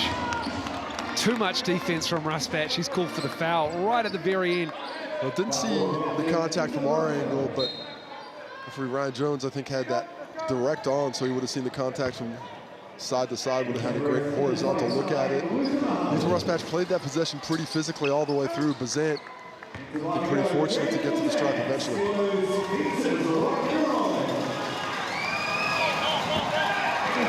Bazant misses the first. Jaden Bazant missed last round, and he had concussion symptoms, and he's back in this one here, and he can't get the roll, but the tip is from Cruz Pero Hunt. That's going to be 2 points. Sam Timmins also grabbed the net there after the ball was going up, so it would have been basket interference even had it missed. And Timmins trying to snap that off ends up giving up 2 points. Bulls need to find that energy. The Phi have completely taken over the personality of this game with the way they're playing on this end.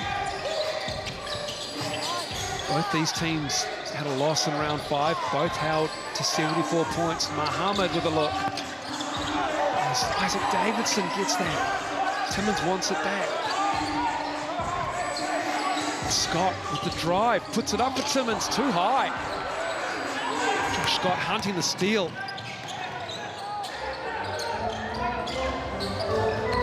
Jackson Jr. for a handoff. It's going to be on Kalman Poto. That's the 4th foul in the quarter here for the Bulls.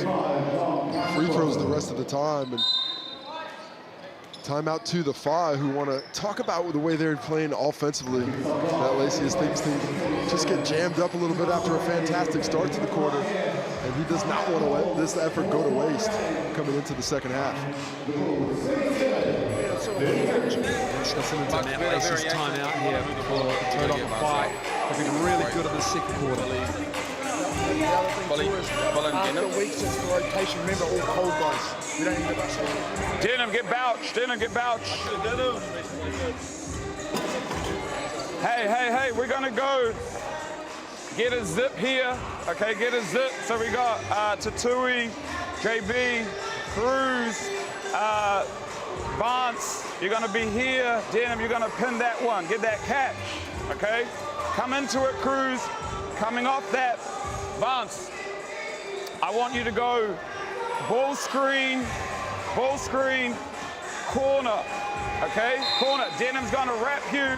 You're popping to the 3, okay? After that, we're getting into head tap. Hey. We've got back into the game, but we're not going to fucking move forward if we can't get 2 hands on the rebound, okay? That's me. Come on, let's go. 5 on 3, 1, 2, 3. Fighting talk from Matt Lacey. Apologies for the language here on a Sunday afternoon.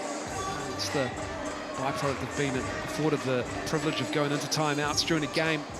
Yeah, he's upset about the rebounds. The Phi actually doing a pretty decent job on the glass. They pulled down 9 offensive rebounds, held the Franklin Bulls to just 4. And this is the team that, coming into today's game, I believe you said 29% offensive rebounding percentage, so it's a great job there. Overall, a 16-14 advantage. They have to keep that number similarly paced to that to get this victory. How do the Bulls respond out of this timeout? Come up with a steal down low. It's Brantley. Muhammad coming Poto on the drive. Oh, the roll is not kind. A lot of rim protection for the Phi in this game.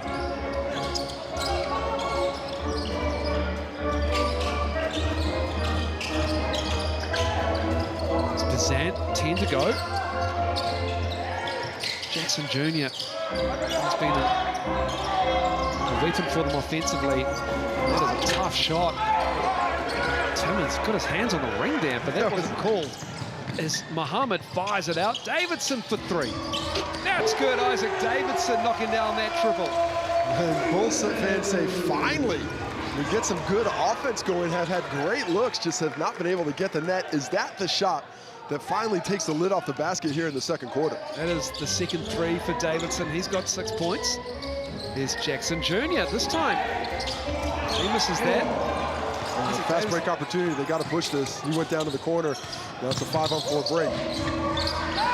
Unfortunately, they give it to Sam Timmons trailing the play, and Isaac Davidson's wide open on the other side of the court. Muhammad, oh, that's good.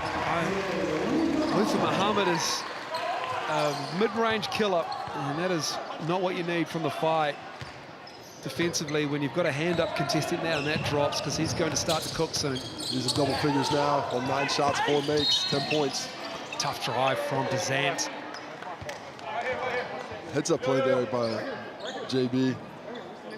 Realizing that the opposition is in foul trouble. This will get him to the free throw line, even if it hadn't been a shooting foul. And the Phi just need a little bit of a settler. They work so hard to get back in this ball game.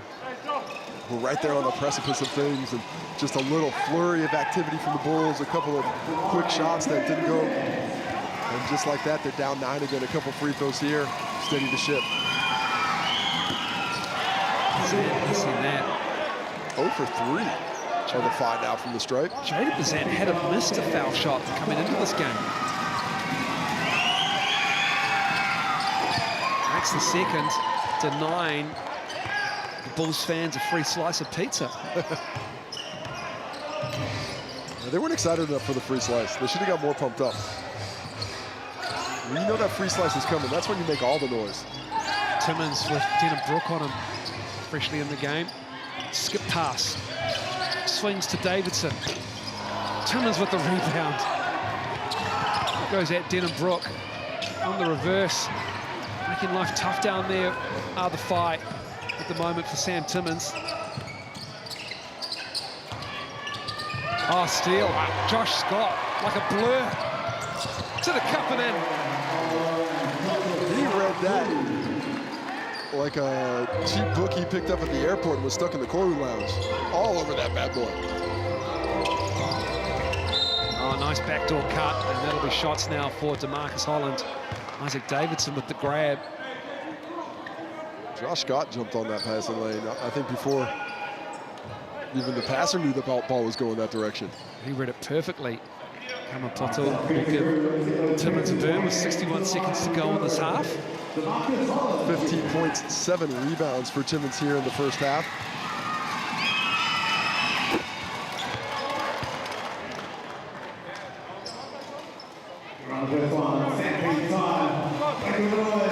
Coming up next in the Sales NBL, the last game, the 8th game of round 5, will be the Giants hosting the Airs. That will be a great game to watch as well. We've had some close games, we've had some blowouts in round 5.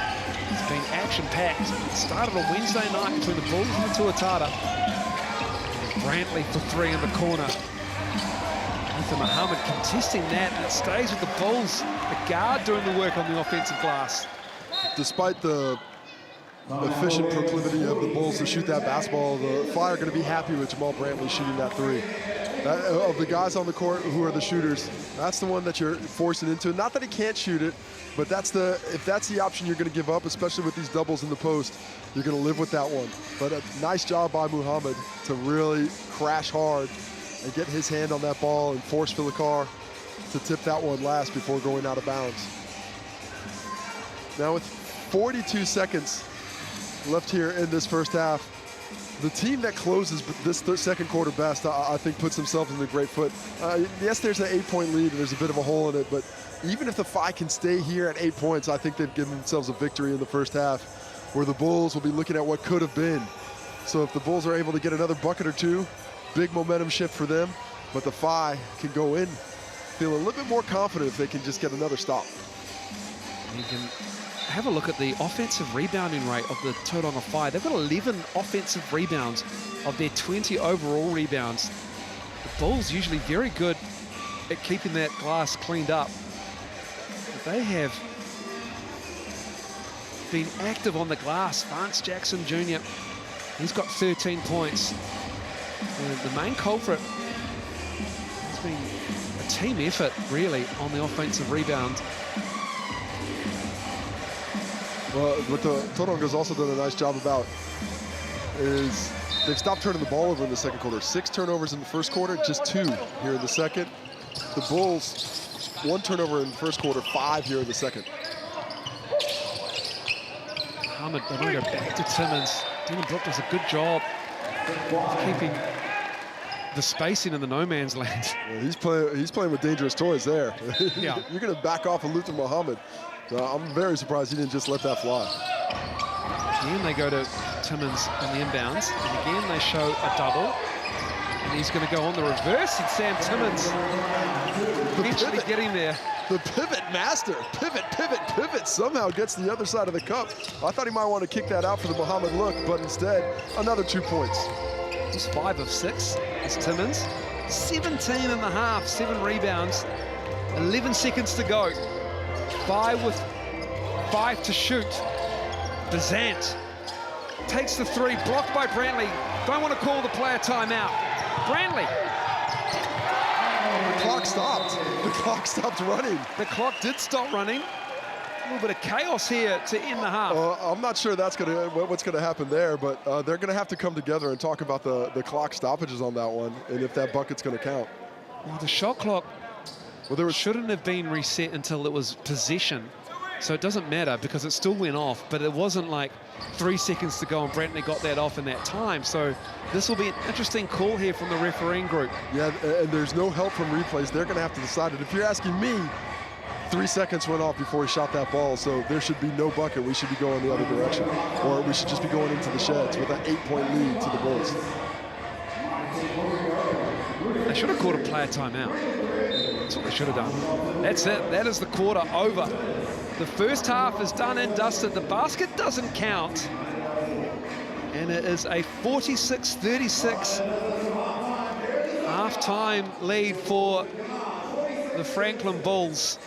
A little bit of confusion here as we have, oh, it does count. So it counts. And that will be the halftime break. So it will be 48-36. I'm hoping that's correct. I'm not 100% sure. The Phi are sort of walking around not understanding what's going on as well. Jaden Bazant's talking to two of the referees. Is Casey Frank got a microphone? He's got Sam Timmins. I'm going to throw it to him.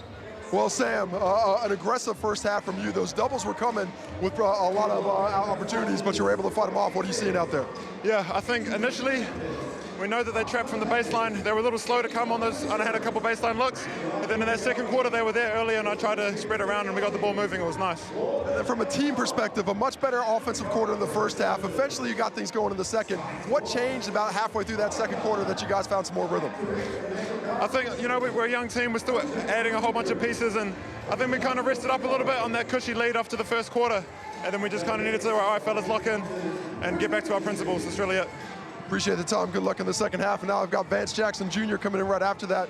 You got off to a hot start, a lot of space. What are you seeing offensively in that second quarter where the Phi really started making some inroads? Man, just executing the game plan. We got a specific game plan. We study on film how they're going to cover switches, reds, and so we got coverages for that.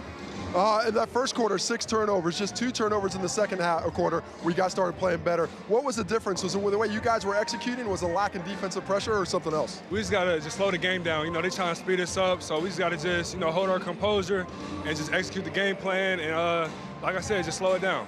Appreciate it, Tom. Good luck in the second half. It's 48-36. That last bucket at the end of the second quarter does count. So the Bulls, they've got themselves a 12-point lead. We'll take a break here at the Franklin Pullen Leisure Centre. We'll crunch some numbers for you after that.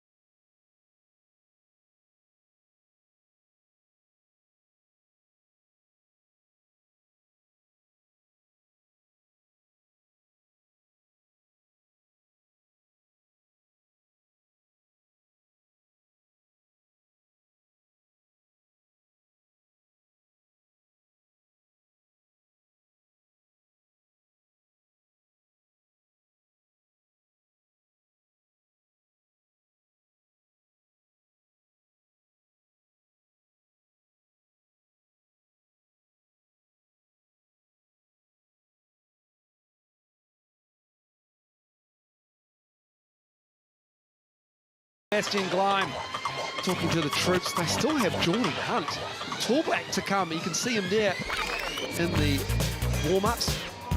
And they have a 12-point lead. A little bit of drama to end the second quarter.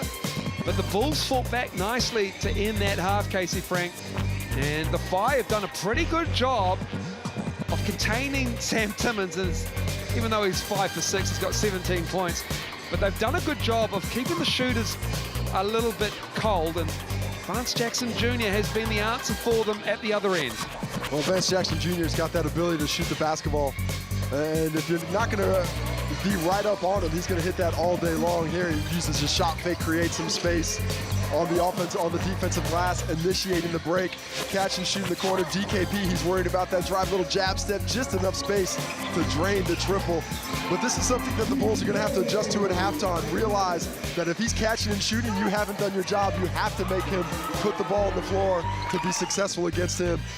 working the other way around. The Whai giving a ton of attention to Sam Timmons down low, but it's not enough. You see those percentages, 5 for 6 from the field, 7 for 7 from the free throw line, and despite the double teams, they have just not been able to slow him down. Now, those numbers could be worse if there weren't 2 or 3 players around him, but as it is, they're gonna have to maybe let him go one-on-one and see what he can do then and work that second side of the defense, because the double right now is just getting you stuck out of position and isn't having the effect you want as we take a look at the Chemist Warehouse stats.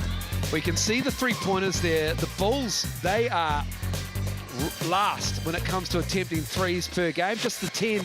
The Whai are third. They attempt around about 30, 31 a game. They're up to 17 already in this game. We're at the halfway point as well. But also that 3 for 10, 30% coming into the game. The Bulls were first in the competition, or in the round, first in the competition at 37% per game. So they're just not playing with the same level of efficiency. Nice job by the Whai to make things really difficult and gummy in that first half. The Bulls lead the Tauranga Whai, 48-36 here at the Franklin Pool and Leisure Centre.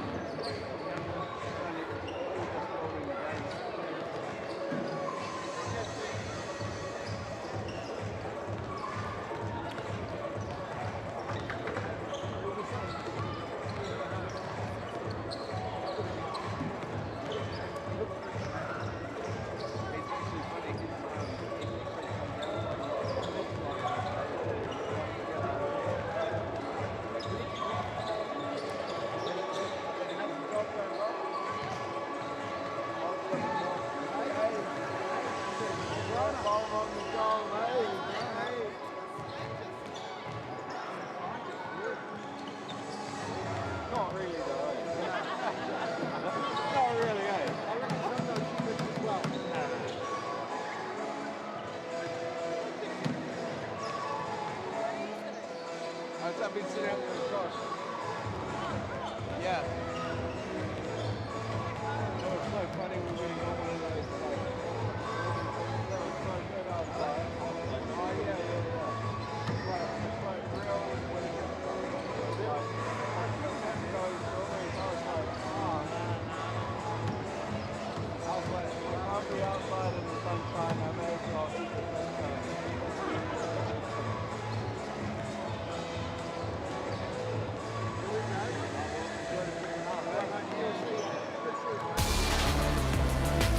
Franklin Pool and Leisure Centre in Pukekohe. It is a nice Sunday afternoon outside, and the basketball's been good too. The Franklin Bulls with a 12-point lead. They're on a dogfight through the middle part of the second quarter, but they have responded nicely, the home team, against the Tauranga Whai, looking to pick up another win here in their inaugural season in the Sales NBL. Luther Muhammad, a quiet 10 points, Casey Frank. Well, he hasn't been super active in looking for his own shots. When the opportunity's been there, he's taken it. But for the most part, he's been looking for his teammates. Just 9 shots in the first half. He's made 4 of them. And 0 for 3 from beyond the arc with some great, really good looks. If the Whai give him that quality of looks in the second half, he's going to get those buckets going a lot more quickly. But a nice job by the Phi to game plan that out. They've looked for other people to beat them. Up to this point, the other members of the Bulls have been up to the task. He has been a nice compliment, though, to Sam Timmins, who has been the man in the middle. 17 points for Timmins, 5 of 6 shooting, 7 for 7 from the Chemist Warehouse foul line, 7 rebounds, 2 assists as well. He has been tremendous down low. Has a block, 2, 0 turnovers as well. He's seen some doubles. He's been patient down low. The ball really, when it sticks with Sam Timmins, they're in scramble mode, the Phi. Absolutely, especially with those real deep catches that he's able to pull together. With his size, it's just tough to guard. You know, the Phi, they've got decent bigs, but they're more power forward types. They don't have a true center in the mode of Sam Timmins.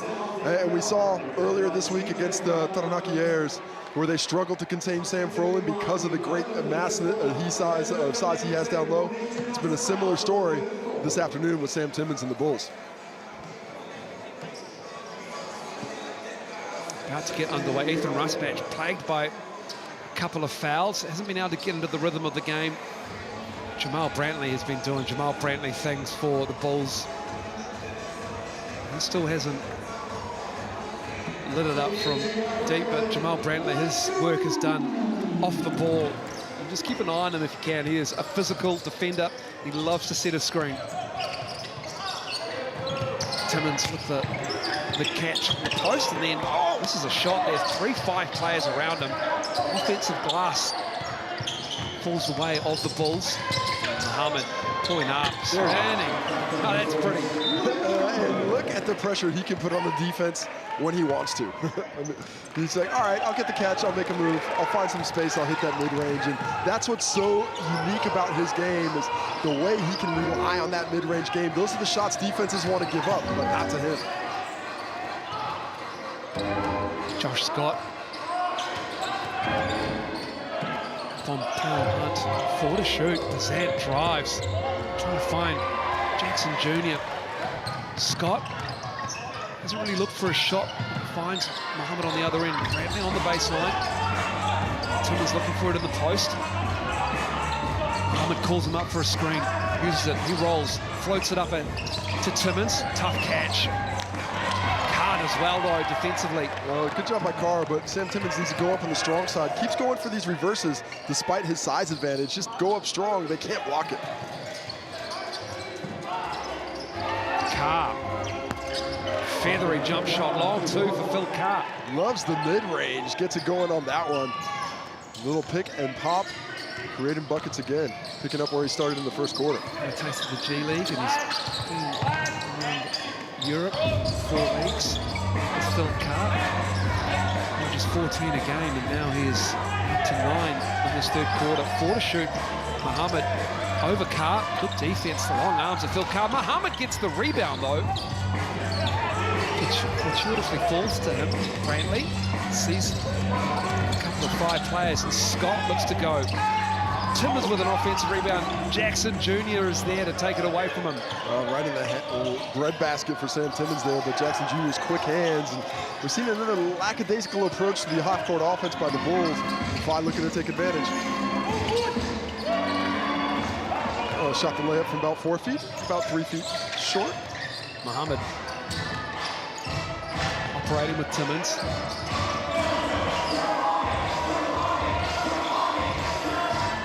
Is Scott pulling up? That's nice from Josh Scott. Finally took a jumper. Josh Scott has been avoiding scoring the basketball like he doesn't want to catch a cold or something, but with a jumper that pretty, maybe do it a few more times. Lead back to 14. Bazant going to the left. Oh, nice finish from Jaden Bazant.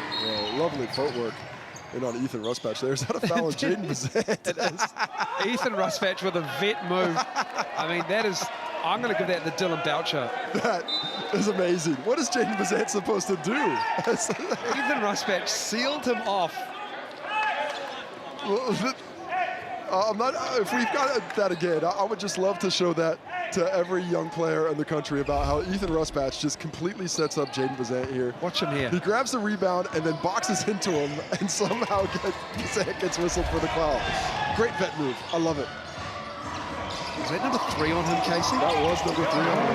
Muhammad again with a long 2. Analytics be damned. That's where the points are coming. Suddenly he's up to 14 on 2 for 3 shooting in the quarter. Hero Hunt contested 3 and he knocks it down. He's in the double digits now with 11. I like that aggressiveness from him. Quick catch and shoots. He's got to put more of that on the menu. Josh Scott looking for a shot. He's going back to back.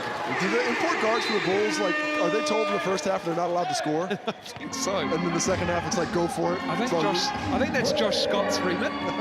He's pass first. I'll look for you early, but I'm going to be eating late. His left-hand jumper is nice. Jackson Jr. going to go up Brantley. Gets him up, and that's good. The and 1 for Vance Jackson Jr. 15 for him now. Well, Brantley, just the wrong decision once he gets tucked down that low. Nice use of the shot fakes once, twice, and gets him out of position, able to up, under, in the mini flex. Doesn't go too big on him, but just a little, yeah. There's some strength in here, don't forget about it. 15 points for him now. As Brantley picks up that personal foul, his second. Good on the foul shot. Jaden Boucher will come into the game. Phil Carr will take a seat. Just a like for like, going with a smaller lineup to match this size. He doesn't want his 2 big guys out there. Does Matt Lacey with Sam Timmons off the floor.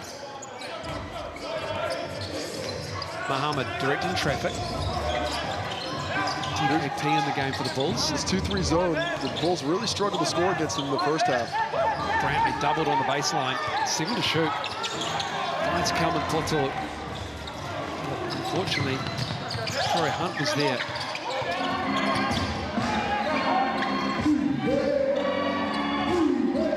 Holland finds Isaac Davidson. Going the other way now are the Bulls. Just not quite sure what he was passing to. I know what Luther Muhammad shooting at. Timeout for the Whai here. Luther Muhammad. I don't know, man. It's like they've just given the controller to the the 2K expert, and he's just there. This is how you shoot with Luther Muhammad. You do it in the mid-range, and it's feathery. I mean, it's just so pure. If I'm on his team after that first half, I'm just asking him, why don't you shoot it every time? When you don't shoot, you're hurting our offense. If you got that open 15-footer, you could do it all day, and it puts so much pressure on defenses that have to guard the 3-point line, have to guard the paint, and now have to worry about the middle as well. JB, that's a perfect opportunity for DeMarcus's catch for us to go get that, right? Continue to make motion, okay?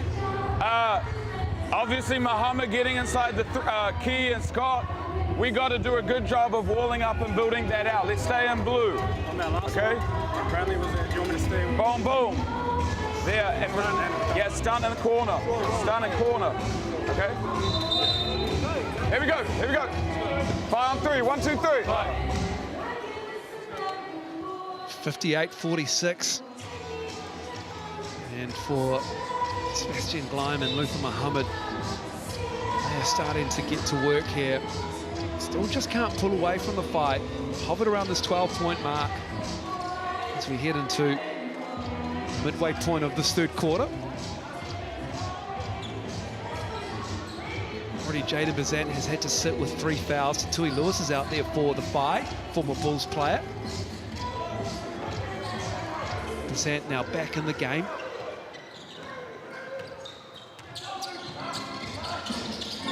He's got to step up to compliment Vance Jackson Jr. Vance Jackson Jr. on the baseline, spinning. TKP meets him, stands his ground, 4 to shoot. Pero Hunt, Muhammad's on him. 3 ball. Rebound by Brantley. Muhammad to his right. Rusbatch on the 3-point line. Brantley, strong finish. Well, went through a lot of contact from Cruz Pero Hunt there, but it didn't matter. Brantley thick on the finish. Up 14 now. Foul from Isaac Davidson, just the second team foul for the Bulls. Just the third foul of the quarter overall. Both teams doing a much better job of defending with their bodies, with their feet, and keeping those hands out, not giving the officiating crew anything to whistle. Carr comes in for Jackson Jr. Sam Timmons back in the game as well.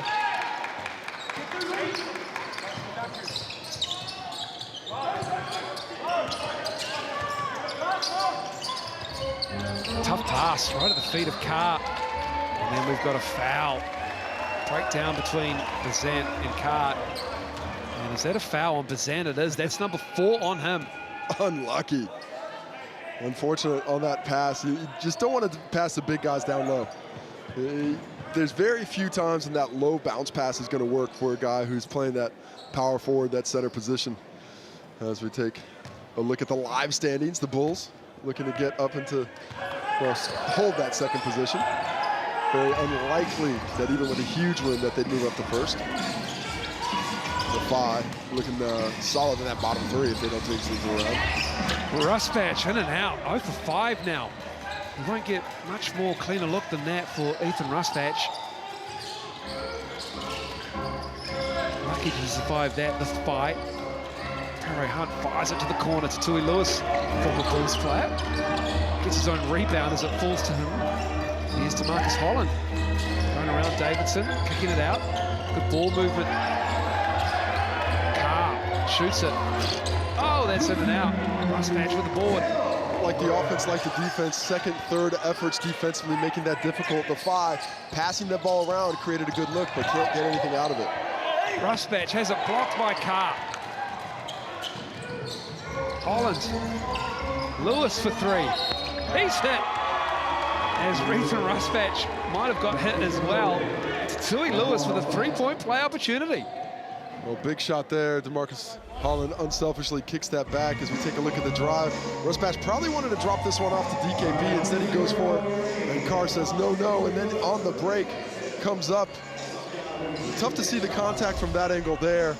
Ethan Rusbatch trying to say that his hand was out of the way, but looked like just a normal shooting motion to me. The N1 opportunity and a chance to cut it to 10.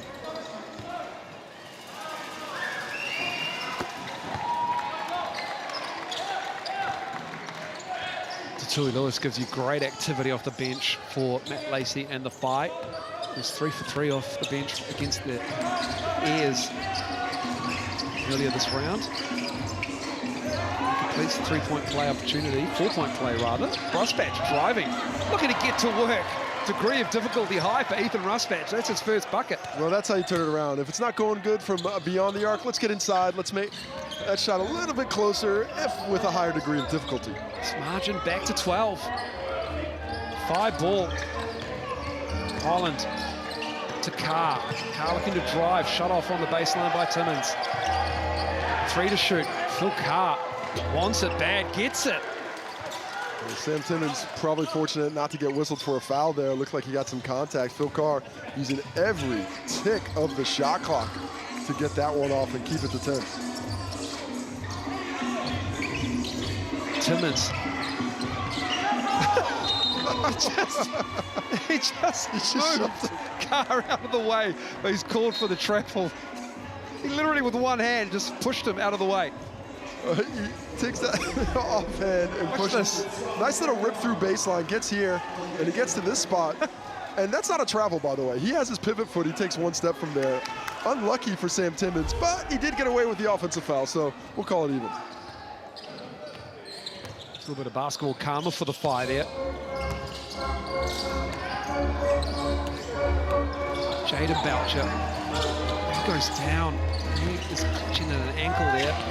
Perry Hunt misses that. It just looks like he's okay though. Davidson spinning. Drops it off for DKP. He's strong. Gets his own rebound. Looks to go back up. No, he doesn't. He kicks it out. Ball movement. Rusbatch. Oh, Tui Lewis got hammered by Isaac Davidson, and that's the 5 ball as the Bulls go the other way. Well, it's the end point of execution for both teams right now. They're doing good things up until the shot is made. You know, this last possession for the Bulls, all that work done. but just cannot find those buckets to come through.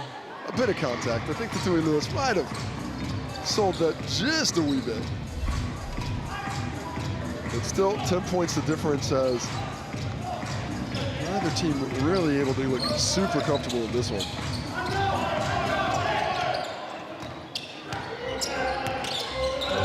Looking to get this lead into single digits. The Whai, and the 2 to go in this third quarter. Jet Thompson with the ball. Lewis. This is all of everything.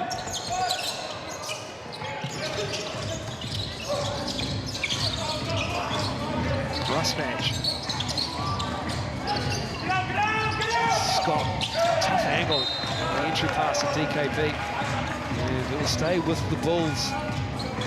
It's a crazy angle to try and make that outlet pass. Unless you've got a hard seal right on top of your man. Pretty fortunate that they retain possession. Not quite sure who's supposed to be you're working through in this Bulls lineup. Who's going to be the offense? Who's taking the reins to try and take control of the half-court offense here? It's DKP, Casey. He misses that 3.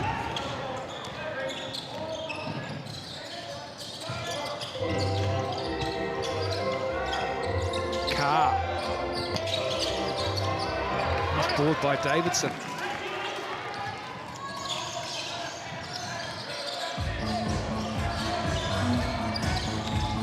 Bradley sets the tag. Brooke knows all about Ethan Rusbatch's range. Shows hard on him. Scott into the key. Kick out. Brantley with 7 to shoot. Rusbatch, top of the key. From 3. Misses that. Oh, he's got a smile on his face. He knows the looks are good. The plan is good, the shot is good, the result just not what the Bulls want right now, but he's able to fight to stay close enough. He was 0 for 4 from downtown. He's just 1 for 9 in the game as Ethan Rusbatch. Holland looking to drive, falling away. Tough shot there for Holland. A 3-second discrepancy between the shot clock and the game clock here. That's just the second field goal attempt for DeMarcus Holland in this game. And that one he made was a difficult 3. Jet Thompson with the foul, and it is foul. Just the 3rd one. As Timmons and Luther Muhammad come back into the game. Luther Muhammad has 16, and Sam Timmons has 17. Hasn't scored in this 3rd quarter. Working on that double-double with 8 rebounds as Sam Timmons, and there were 6 players on the court there. There were. And well, Jet Thompson wants a technical foul, but that's an official error. As the players are going on and off, they have to find that 6th player. So they tried to stop it before the ball was inbounded, and now they have. Got to add about 1.2 seconds, I believe.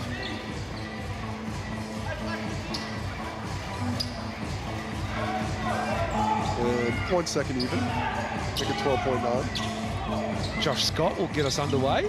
13.9 on your score ticker. That's what Luther Muhammad and the Bulls are going to operate with here. He drives, he kicks. Scott sees a double. And it's Brantley to end the 3rd. And it's a 10-point lead for the Bulls. It is an arm wrestle after 3 quarters here. The Whai just can't get any closer, and the Bulls just can't seem to pull away. 62-52, we'll be back after the break.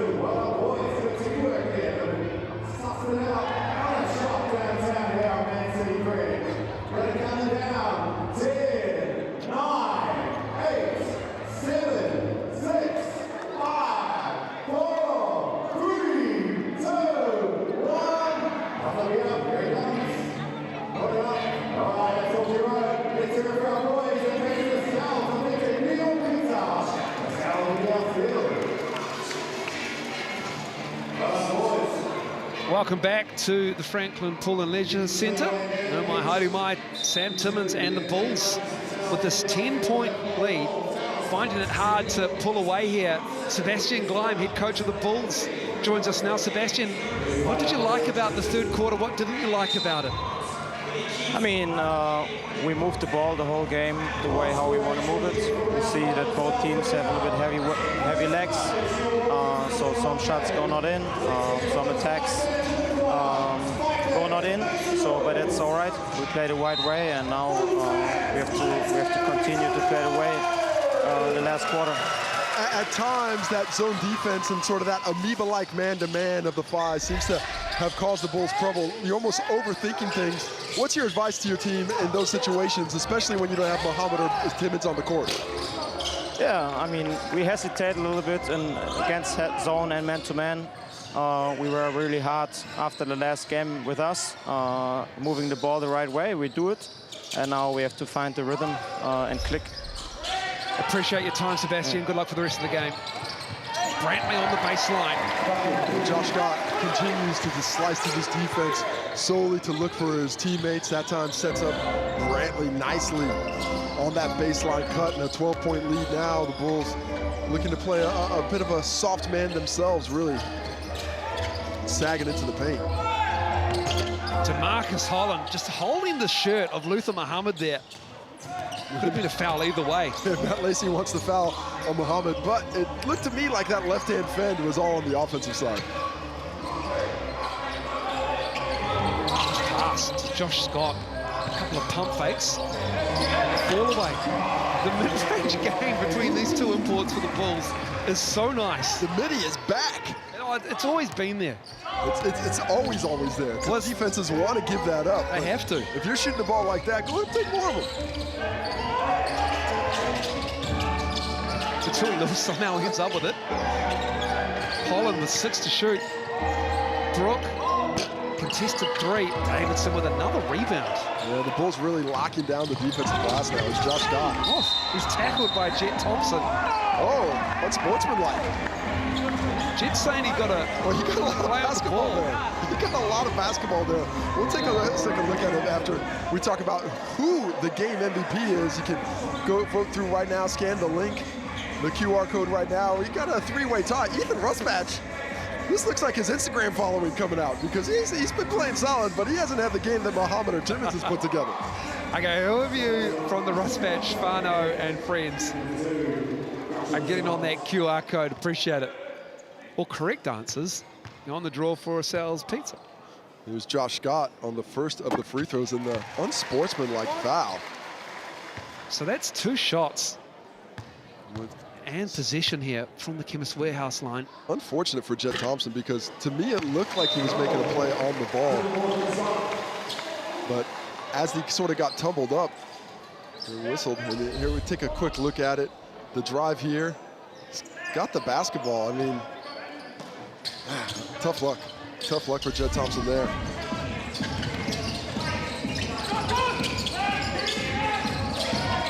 Bulls with his extra possession. They find Timmins down low. He puts it up and in. Sam Timmins wants the and one as well. Lead is now up to 16 with 2 minutes gone in this fourth quarter.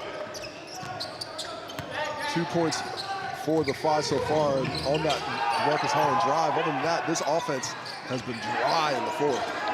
Cruz Perro Hunt. Carr comes up. Perro Hunt likes them to match up. And then a turnover, almost a turnover. The shot clock reset, it should not have. And it doesn't matter because that is a long 2 to DeMarcus Holland. I think it might have been a shot clock violation, so very fortunate there. Went the way of the Bulls in the first half at the end of the second quarter. Went the way of the Five there. Timmins gets the roll. Travel. Timmins unluckily gets the travel. Sam Timmins felt the contact, but Phil Carr does a nice job defensively in there. Let's take a look at it. Dribbling in. Tough to see the feet. Doesn't look like a travel there. don't see where that travel came from. That looks like 2 steps. Unfortunate day for unfortunate play there for Sam Timmons. The day still excellent as he's got 19 points and 9 rebounds. That's the second travel he's had called on him where he could state a case as Carr. Got to tell him, play by FIBA rules. This ain't the NBA playoffs. Get that extra pivot. Carr with 4 to shoot. Buttery. The jumper is smooth from Phil Carr. Up to 13 points now. When it looks good for him, it looks really good. 6 for 14 from the field. But that jump shooting big has not had a lot of space to get that jump shot off. I think the Sam Timmons. I think somebody hit update. Who's refreshed it? Somebody hit refresh on that one. This makes a bit more sense. Who's gone Command R? Control R. Sam Timmons fan club in full effect. Davidson's 3. Back of the iron.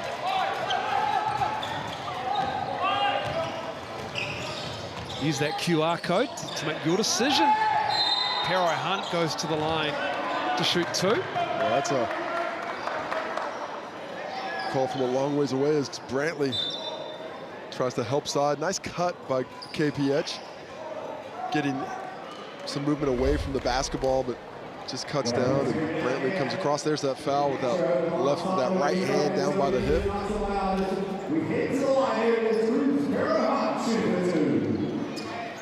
Sam Timmons heads to the bench. And this is leaving Muhammad in this time, but this is very similar to the lineup that the Bulls kind of struggled a little bit with at the end of that third quarter, where they couldn't find a lot of offense. Muhammad in now, so look to have most of this offense run through his hands. Brantley's fouled. That is the third team foul. Second team foul, rather, on the Whai. He's trying to claim shooting, but I don't think he's going to get that one. I appreciate the grind. That's Jokic level attempts at the shooting foul. Back to the zone for the 5. This has really confused the Bulls today. They're a long team. The long arms of Carr and Jackson Jr. Good defensive player in Holland. And in and out for Muhammad. DKP saves it. That is hustle personified. Kalman Toto saving it and putting it off the 5 player, and it will stay with the Bulls. I think he's calling line. I think that's what I heard. Look at that angle. DKP and Vance Jackson Jr. in your living room. Sorry about the sweat on the lounge suite. Rush match. Davidson for 3. That's good, Isaac Davidson knocking it down. Yeah, it's been a while between drinks for the 3-point shot. 4 for 17 from beyond the arc now on the Bulls.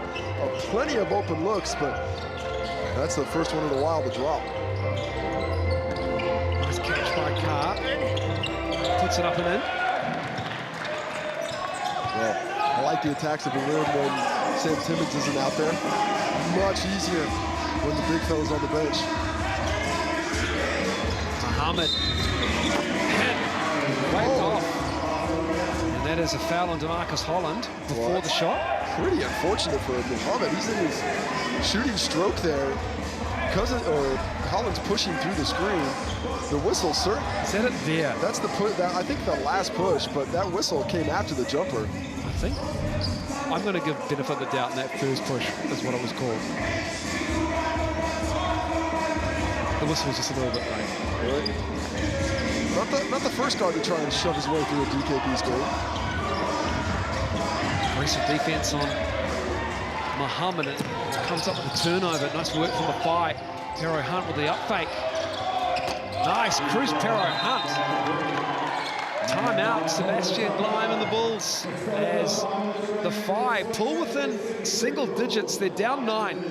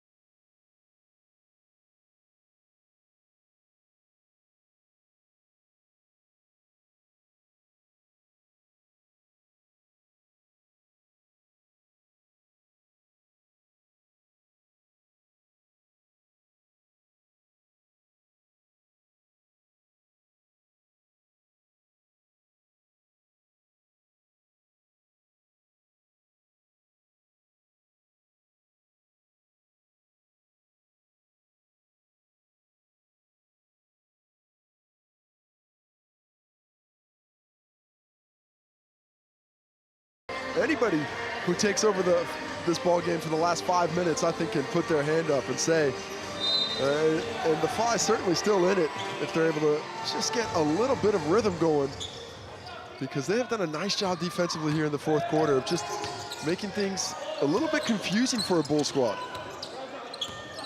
73-64. How long it takes them to get in their offense, 10 seconds before they get to the three-point line.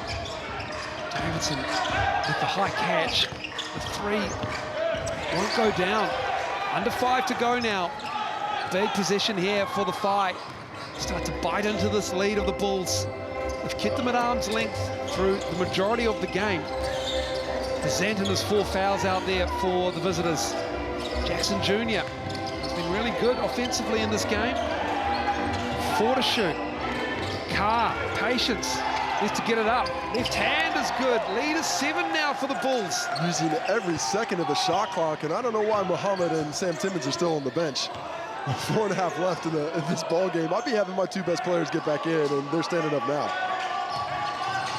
Josh Scott giving it to DKP. Ruspatch, surely it drops.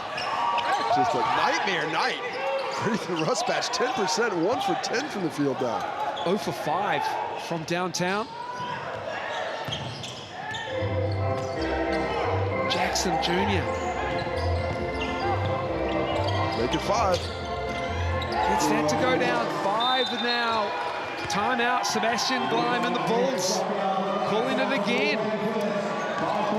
They're just chewing into this lead, are the Whai. Well, beautiful job by the Whai getting back into this ball game. They have not played pretty basketball, but they've switched their defenses up. They've kept the Bulls' offense confused, thinking about what's coming next. A lot of doubles. Sometimes they're in drops, sometimes they're in the zone. And the Bulls just have not been able to get aggressive throughout the entirety of this game, and even more so here in the fourth quarter. The offense is great out of our wide pin. When you get that pop, I want you to shoot it or go immediately, okay? Because then we're building momentum, okay? Just like that second one, great downhill, we finish, okay? Stay in our wide pin. If we're in a walk-up, we still go head tap, okay? Still go head tap, okay? Hey, kill right now, let's go. Kill on 1, 2, 3, kill. Excellent work from Matt Lacey and the Whai here in the second half. Down just 5. Timmons and Muhammad to enter the fray for the Bulls. Sebastian Gleim has seen enough. He's seen that double-digit lead that they've maintained for the majority of the game slowly be whittled away. And we're back underway. 3:51 to go in this game. Starting lineup minus Ethan Ruspatch, Isaac Davidson in for him, and straight to the post. Timmons spinning, going up on Carr.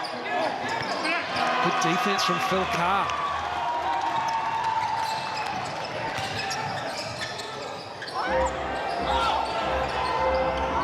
Backdoor cut. What a read. Just a breakdown defensively on the weak side. Holland cuts, nobody cuts with him. Josh Scott, the lead is now 3 for the Bulls. Timmons with a catch. He's fouled. Phil Carr caught out underneath there.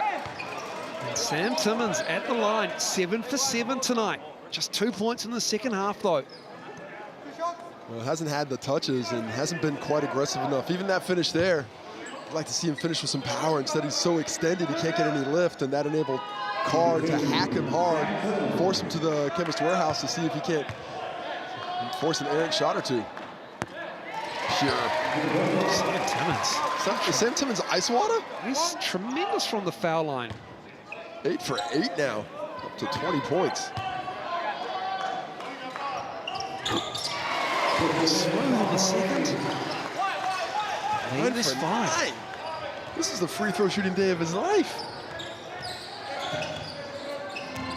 Huge 3 minutes coming up here for the fight. Jackson Jr. Timmons with the board.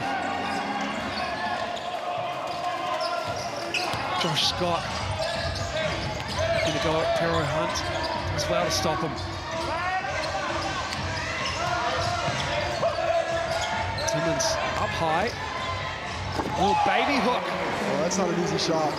It's very skillful. Soft touch on display from about 13, 14 feet, and realizing if he had it in the key any longer, it might have been a 3-second call.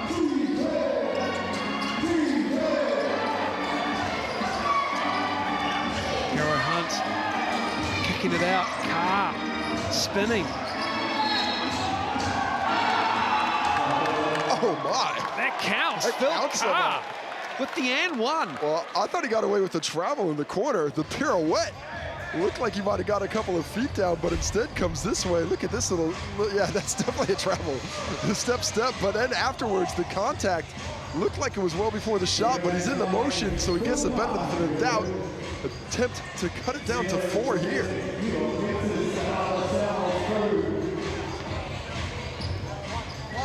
Phil Carr off to a blinder of a start in the first quarter. Has slowed down a bit from there, but he's showing up here in the fourth as well. This is the foul shot. Every point matters in this comeback. Bulls hanging on here with a 5-point lead. Muhammad Davidson gives it back. 6 to shoot. Muhammad long two. Oh, Luther Muhammad forces Matt Lacey to call time. Just lulled them into a false sense of security. He is 18 now. Well, when all else fails, let's just go 1-4 flat and let this man go to work. Because you have to respect his ability to penetrate.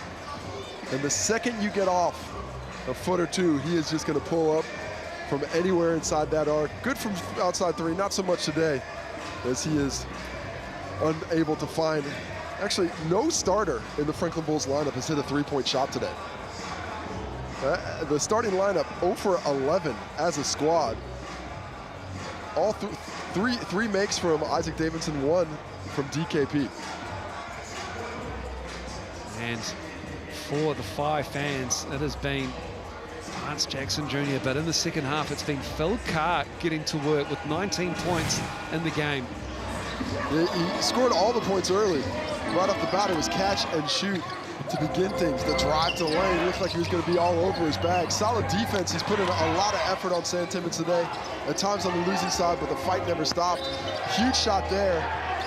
And then here, down the stretch in the fourth, the ability to put it on the deck and score with the shot clock going down has become invaluable for a Phi squad who's really struggling at times to score in the half court. Hard to do when you've got flashes of sunlight on your face as well. As you see on the replay there, the G.J. Gardner-Holmes replay. Defense can come from anywhere, Moles. You've got to be ready. 79-72. Well, what do they have in their bag right now? The Phi need buckets. They need them quickly. Shooting all over this court. There's not a player on the court right now who I don't think Matt Lacey would be confident in having an open look. Advance the ball, clock at 14 to shoot. Well, very slow developing play. Lucky not to get a 5. Marcus Holland. Pero Hunt. Felt the bump. Pero Hunt will go to the line to shoot 2. Well, fought through some contact to get into the lane. Does a nice job of finding the body of the defender before getting it up on the rim. It's 1 for 2 from the Kim's Warehouse foul line. 1:50 to go. Just waiting for them to clean up the sweat from where Barry Hunt went down.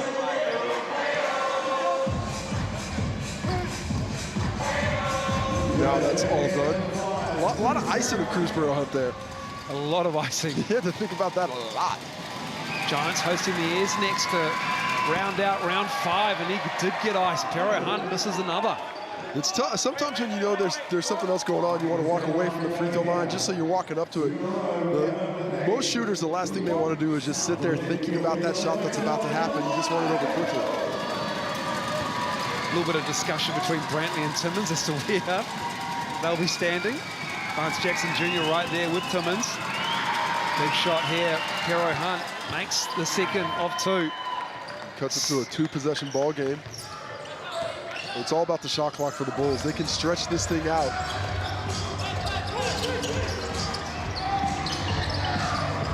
With the Muhammad, waves away the Timmins screen. Davidson goes for three. Misses that. Jackson Jr. with a rebound. Well, those shots, they're just only one rebounder really in the paint. Brantley tried to crush late, so they just don't have an advantage when they don't know that shot's coming.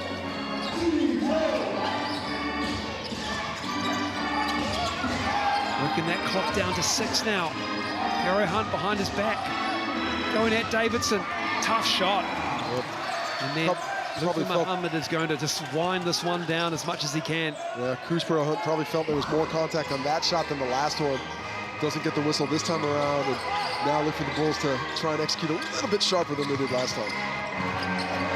Davidson with the rebound, the layup, and Matt Lacey, head coach of the Whai, calls time. Well, finally some penetration on the rim. They've had next to none of that here in the fourth quarter. Been really relying on the mid-range, haven't had any of those post penetrations with Sam Timmins, so finally a drive to the cup. Isaac Davidson, when they need it most, stretches this lead out to 8 points with under 51 seconds to play. And unless things go really right for Toronga coming out of this timeout, it's going to be a very steep hill to climb.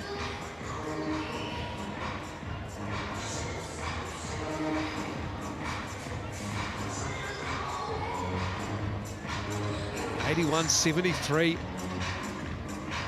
Clock is not on the side of the Toronga Whai. 50.7 to go.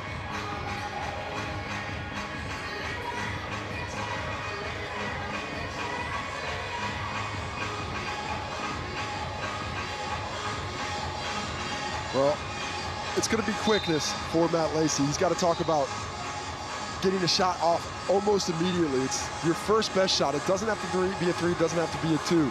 And then you're trapping hard. And personally, I'm hoping that Sam Timmins gets the ball and I'm going to foul him. I know he's 9 for 9 today, but you want bad free throw shooters. You have to extend this game any way you can. And if you just let them use up the full 24 seconds of the shot clock, whether or not you score, this game's going to be over. Well, that has been the story of the game, foul shots, because the Bulls haven't missed. They're 15 of 15, whereas the Toronga Whai are 7 of 13, and the lead is 8. And that has been the difference here in this game. You miss a couple from the Bulls, you make your foul shots by the Whai. Might have a different ball game down the stretch. 7 to shoot for Bazant. Tough shot over the top of Timmins, and it's going to be another possession for the Whai. Phil Carr on the rebound. Hero Hunt, Brantley with the board. Luther Muhammad has it. Had the look. Had a great look at it. Good use of the shot fake, a little off balance. But yeah, there's the foul. And that's going to be free throws now for Muhammad, a chance to stretch this one to 10. He's going to come underneath his league in 27-point average. He's a 94% foul shooter. He's 2 for 2 from the line tonight. It's a pretty good chance he's going to get to 20 then, since he's at 18 now. 18 points, 5 rebounds, 2 assists. Only double-double in the game. Sam Timmins with 23 points and 11 rebounds. Muhammad, good on the first. It's just been too hard to pull that lead back in for the Whai. Tui Lewis will come in on the make. Gives them a little bit of a spark. A long-range specialist as well. Muhammad, everything's so feathery about his game. Bulls lead is now 10. Holland, the defensive specialist, subbed out. For Tui Lewis, here's Bazant. Carr with a screen. Bazant for 3. In and out. Muhammad down to Timmins. The Bulls need to get a bucket in there, just looking at the clock, but they want to get at least one more. And Muhammad says, I'll take those points. Go ahead and foul me and stretch this one out. Well, a little anticlimactic as it started to get closer and closer.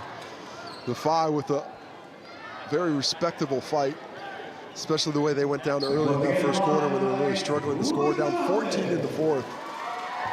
Brought it all the way back to a 2-possession game, but in the end, just unable to get those last few shots to drop when they needed them most. Muhammad has been a very quiet 21 of 8 of 15 shooting, but making his work here at the line quiet. Franklin Porter Leisure Centre. And that lead out to 12.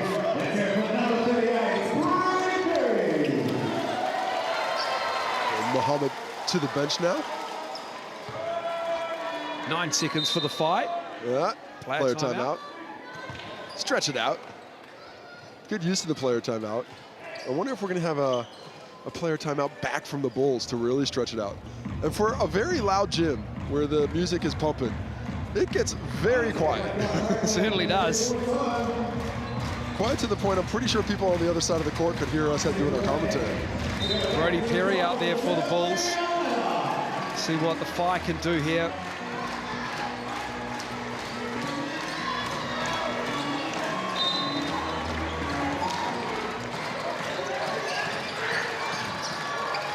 Perro Hunt for 3. Foul called. Timmons. Too hard on the closeout. You want to contest, but you just don't want to stop that clock, and unfortunately they've done it here. A chance to get it back to 9 points. And the Bulls will be calling the timeout on the make. So you're going to spend a little bit more time with us if you really want to see what the final score is. Perro Hunt good on the first from the Chemist Warehouse foul line. Dragging this one out. The Whai will go 0 for 2 in this round. They'll drop to 2 and 4. Perro Hunt misses that one. Bulls will go to 5 and 1.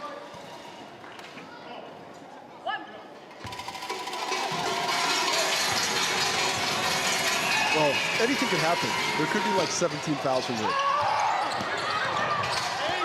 Timmons with the block. And that's the game. It's an 11-point win for the Franklin Bulls. They survive. A good challenge by the Whai, but they just haven't been able to pull that double-digit lead in and hold on to a run. They get the job done to the Bulls. And the Whai, again, are held to 74 points after a loss to the Airs earlier on in round 5. And it is a 5-1 Bulls team now, sitting pretty up in the top half of that ladder, keeping pace with the likes of the Tuatara and the Saints. And it has been a game decided by foul shots. They were 19 of 19, the Franklin Bulls. And the Tauranga Whai just 8 of 16. Both teams shooting sub 50%, the Bulls 49%, the Whai 43%. And rebound-wise, it was all evens at 38. Pretty good with the turnovers as well. Just 10 for the Bulls and 11 for the Whai. Just unable to get much defensive presence down low. Points in the paint, an absolute problem for the Whai. The likes of Sam Timmons, 46 points in the paint, and Casey is with the MVP Sam Timmons of the game. Well, Sam, not the way it looked like it was going to go in that first half. A great fight back from the Whai. What did the Bulls do down the stretch to be able to come away with eventually an 11-point win? I mean, they're a really talented group. And I think as that lead kind of cushioned, we kind of took a little bit of ball pressure off, and they're so talented that if they have the room to dribble, all those tough step-back looks are good looks for them, and that's what they shoot. And we let them get to their spots, and that's why they were able to come back.